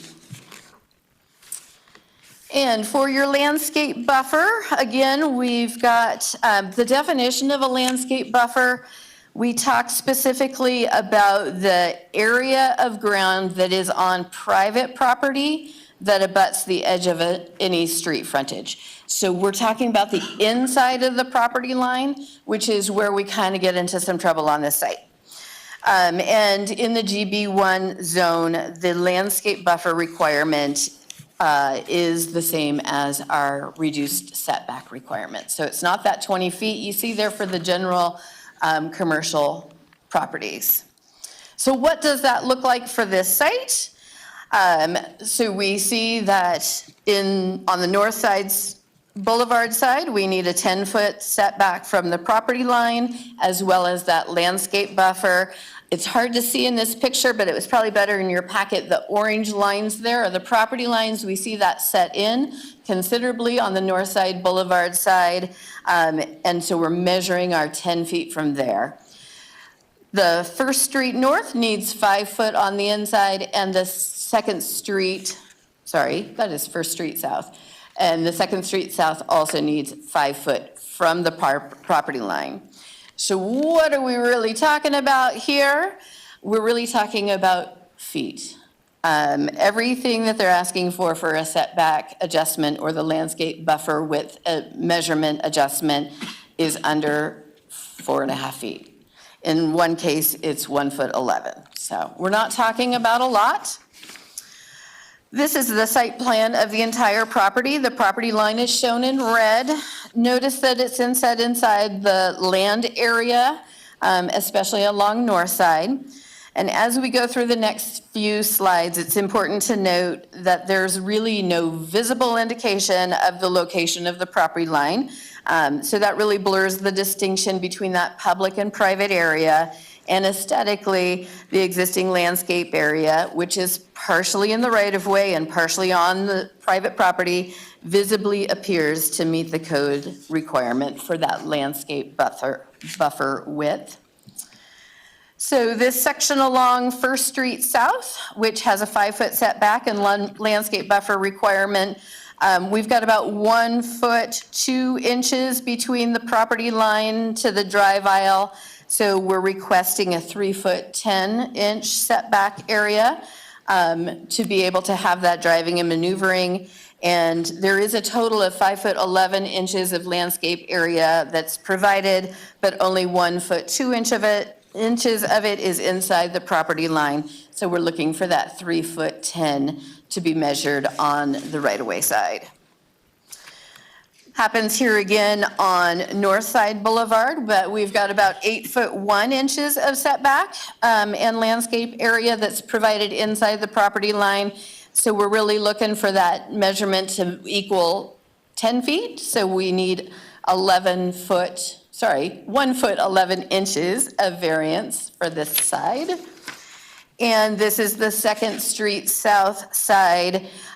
We're able to get 4 foot, we need 4 foot 2 inches of maneuvering in the setback and 4 foot 6 inches of landscape buffer area.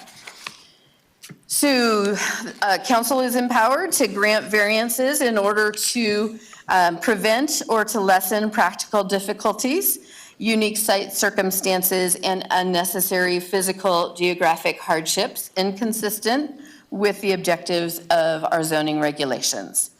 The purpose of the variance is to provide fair treatment and to see that individuals are not penalized for site conditions that are really beyond their control. So we're talking about evening an uneven playing field.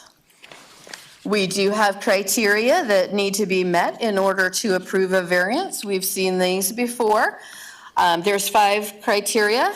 One would be that the literal interpretation of the code would result in practical difficulty that's not consistent with the intention of the code.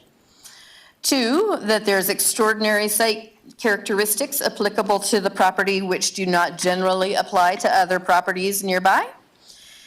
Literal interpretation of the regulation would deprive the applicant of privileges enjoyed by the owners of other properties in the area. Granting of the variance will not constitute a grant of special privilege, not consistent with the limitations that other property owners have to deal with. And lastly, that the variance will not be detrimental to public health, safety, welfare, or materially injurious to other properties in the vicinity.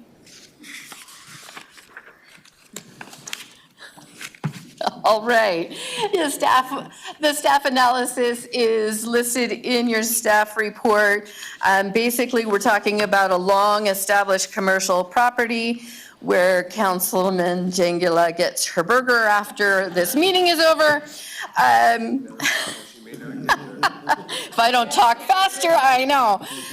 And the site is constrained by some unique configuration, including street frontage along 3 roads and its current access layout, which we've all memorized. So we want to keep it consistent for customers. Additionally, the landscaped right-of-way along North Side and First Street South do extend significantly into the developed property, and there's no visible indication of where that property line really is. So aesthetically, it appears to meet the code requirements and that desired landscape buffer that we love and enjoy. So applicable code requirements are intended to bring properties into compliance. This one is out of compliance. We're not sure how long it's been out of compliance, but this existing site layout has worked without hindering any of its neighbors for a long time. There would be practical difficulties for the applicant in trying to gain those just few feet.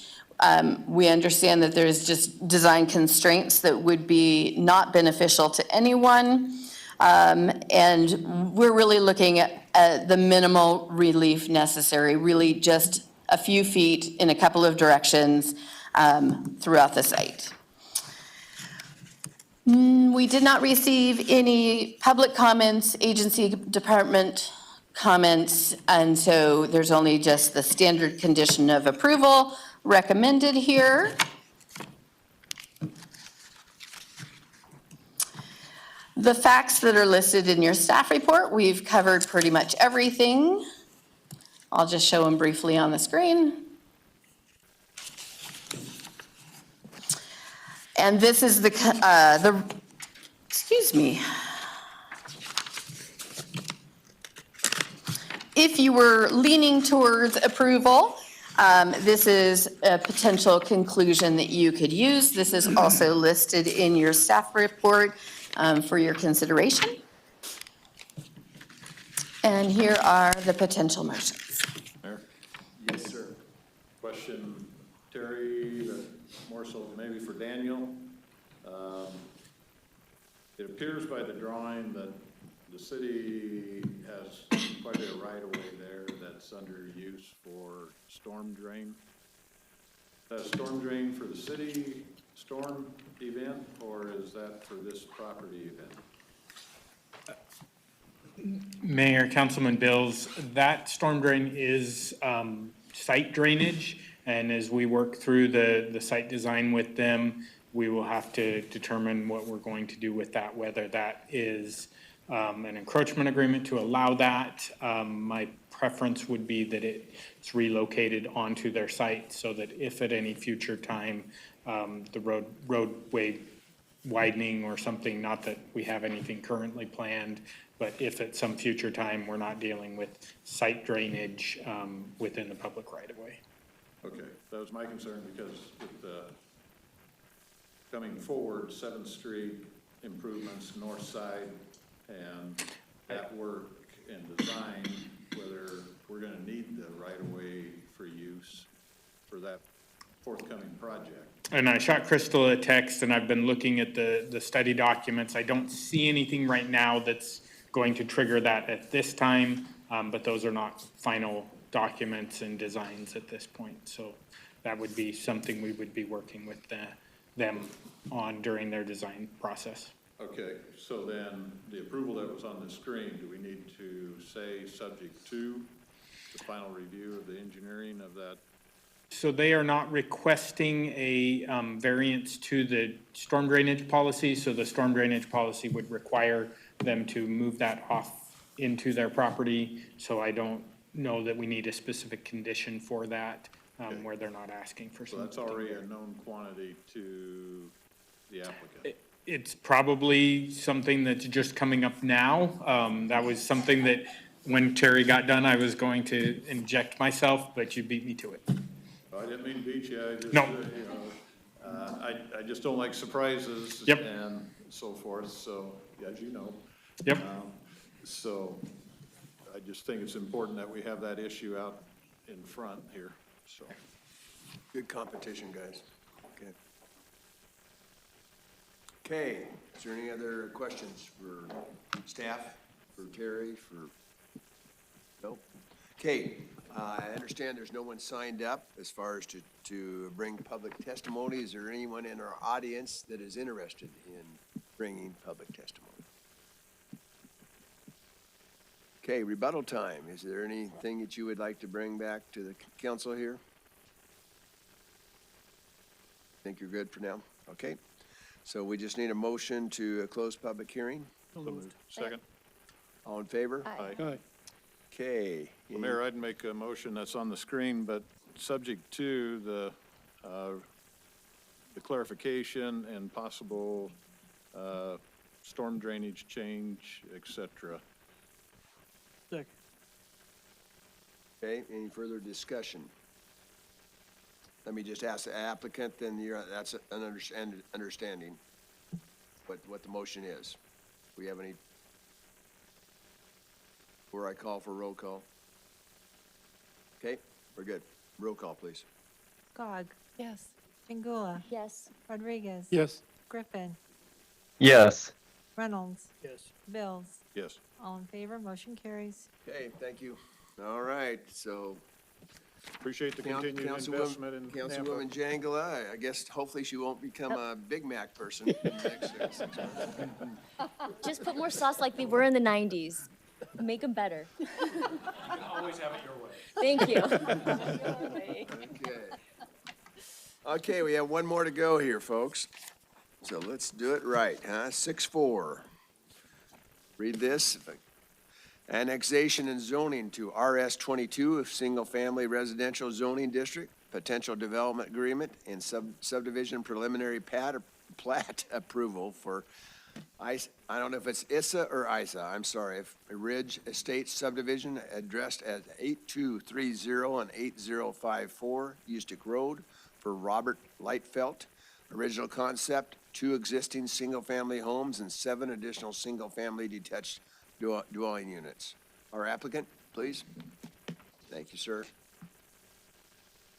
And I'm sure you've heard name and address.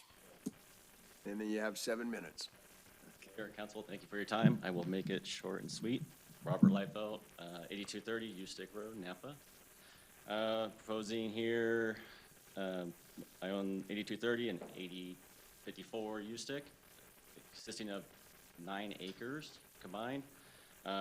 Proposing splitting them up into 9 lots total, with 2 existing houses staying as is. Staying within what the city's comprehensive plan shows as light density residential. So it falls within that. Acreage would fall in the new lots between 0.8 and 0.9698 acres. The only exception, I think, would be my one existing house will be just over that 1 acre, just because of the existing outbuilding has a little kick out around it. So instead of tearing down a whole garage section, it's just the exception would be appreciated to go around that. It meets to the east of me and my existing neighbor now, all larger lots. So it stayed within that, and like I say, I feel in the city, it's a good infill project for underutilized property, and stays within the aesthetics along Ustick there. And there's not a lot of larger properties, especially on the north side of the freeway. and staying with that, giving some options out there instead of, as you see to my north and to my west, the sweet neighborhoods of, CBHs and Hubbles and all those high-density housing. So that's what I'm here proposing, is to annex in to the city, subdivide into the multiple lots. Council, any questions for Mr. Lightfeld? Okay, sir, we'll have you come back if we need to. Okay, so Christie, this is yours, right?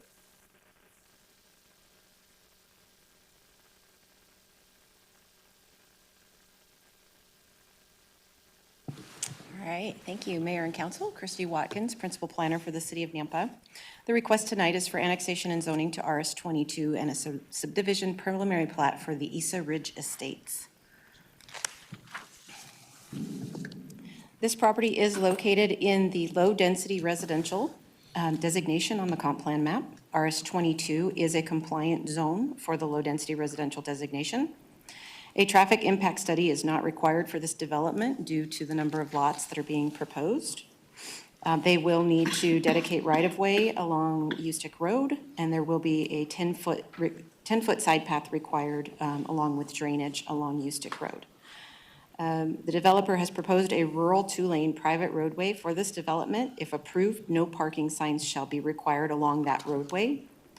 And water, sewer, and pressurized irrigation are available to this property and have adequate capacity. This property is currently enclaved, which means it is completely surrounded by the city limits, but it's still under the jurisdiction of Canyon County. To the north is RS-7, the East Ridgeview Estates subdivision. To the south is RS-6, Astoria Park subdivision. To the east, Canyon County single-family large lots. And to the west, RS-8.5, which is the Timberlake subdivision. These are the applicable regulations for annexation. Correspondence, the building department had their standard comments. The police department indicated that they would recommend a commitment to fund .03 additional officers and .01 additional support staff. The Nampa Fire Department does not oppose this application and had some comments about the design. They are located approximately 1.7 miles from Nampa Fire Station number 4 with an approximate response time of 4 minutes. And the engineering division had their standard comments about traffic, access, utilities, drainage, and irrigation.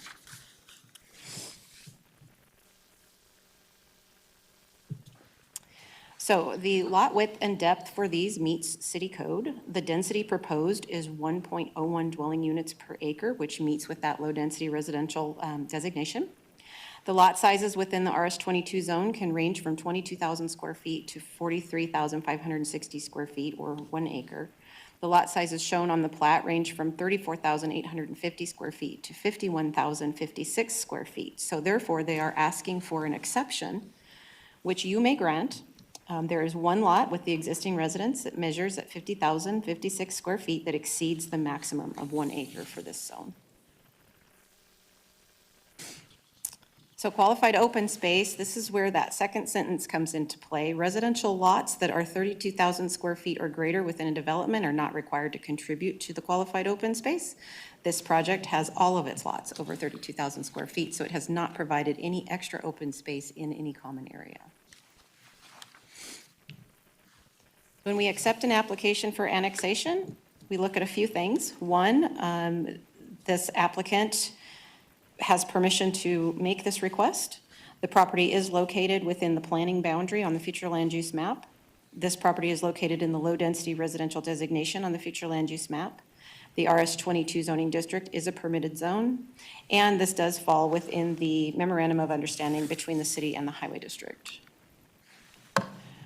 For zoning, there are 3 criteria that you must find that this project meets. This project proposes a zone that's compatible with the adjoining districts. This project proposes a use that is compatible with adjoining property uses. And this development is reasonably necessary and in the interest of the public because it will be proposing a subdivision layout that will extend city utilities. It will install frontage improvements. It is compatible with the surrounding uses, and it complies with adopted city codes. These are the recommended conditions of approval that are listed in your staff report. These are your potential motions, and I'll stand for any questions. Questions, council?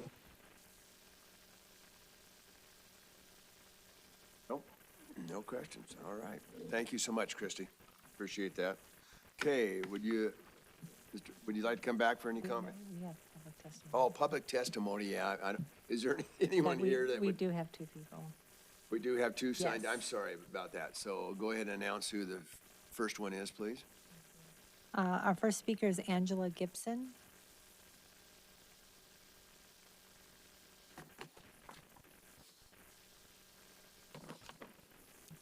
Good evening, Angela Gibson. I reside at 579 West Waterbury in Meridian. I'm just here to support this project. I think it's great. I like the larger lots with the nicer homes versus the smaller density homes that we see everywhere. I've been here forever, so I can say I remember when all of this used to be a field. So if we need housing, which we do, I appreciate the larger lots to keep that aesthetic of somewhat remembering the size of our fields that we used to have. So that's all I have to say. Thank you Thank very you. much. Next, please. Our next speaker is David Smith.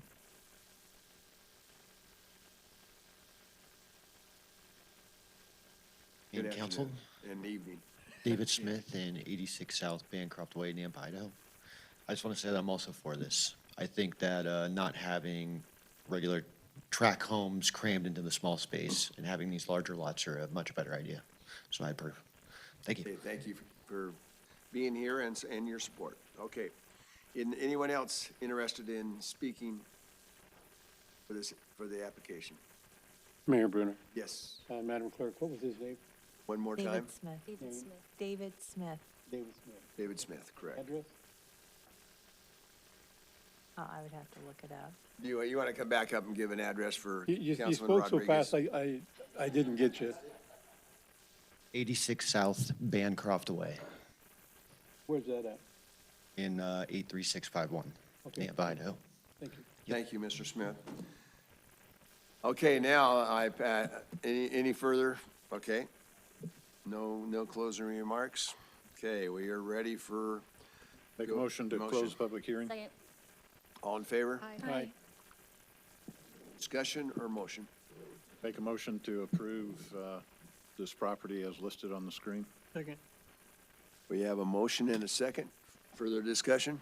Mayor, Yes. I just want to say thank you for not trying to just cram in apartment complexes.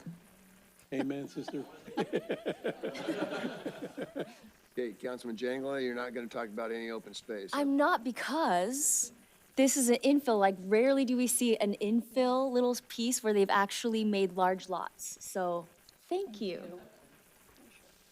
Okay, so I think we're ready for roll call. Skog. Yes. Chingula. Yes. Rodriguez. Yes. Griffin. Yes. Reynolds. Yes. Bills. Yes. All in favor, motion carries. Thanks for being patient, but you got it what you wanted, right? All right. So, do I need a motion to adjourn from regular session before going to? Yeah, you need to do the executive session. Do we need to adjourn from the regular session first? Okay, we can do that after. Okay, that's it for our regular session. We are going to have an executive session, so I just need a motion as far as. I'm sorry. Oh, I need to read that. Thank you very much. Action item, motion to adjourn into executive session pursuant to Idaho Code 74-2061 to consider records that are exempt from disclosure as provided in Chapter 1, Title 74, Idaho Code. So moved. Oh, Second. I'm sorry. You have to Oh, read, Yes. you have to read the purple part too? Yes. My favorite color. Color coded. To- in the pur- Black- I'm black and blue. Yeah, we're going purple. To discuss, okay, I'm going to start this one all over, and we'll get it right this time. To consider records that are exempt from disclosure as provided in Chapter 1, Title 74, Idaho Code. 2, discuss a legal memorandum about passing a permanent levy override to improve the city's public safety. So moved. Okay, Second. okay. We ready for a roll call on that? Skog. Yes. Bills. Yes. Rodriguez. Yes. Griffin. Yes. Chingula. Yes. Reynolds. Yes. All in favor, motion carries. Thanks.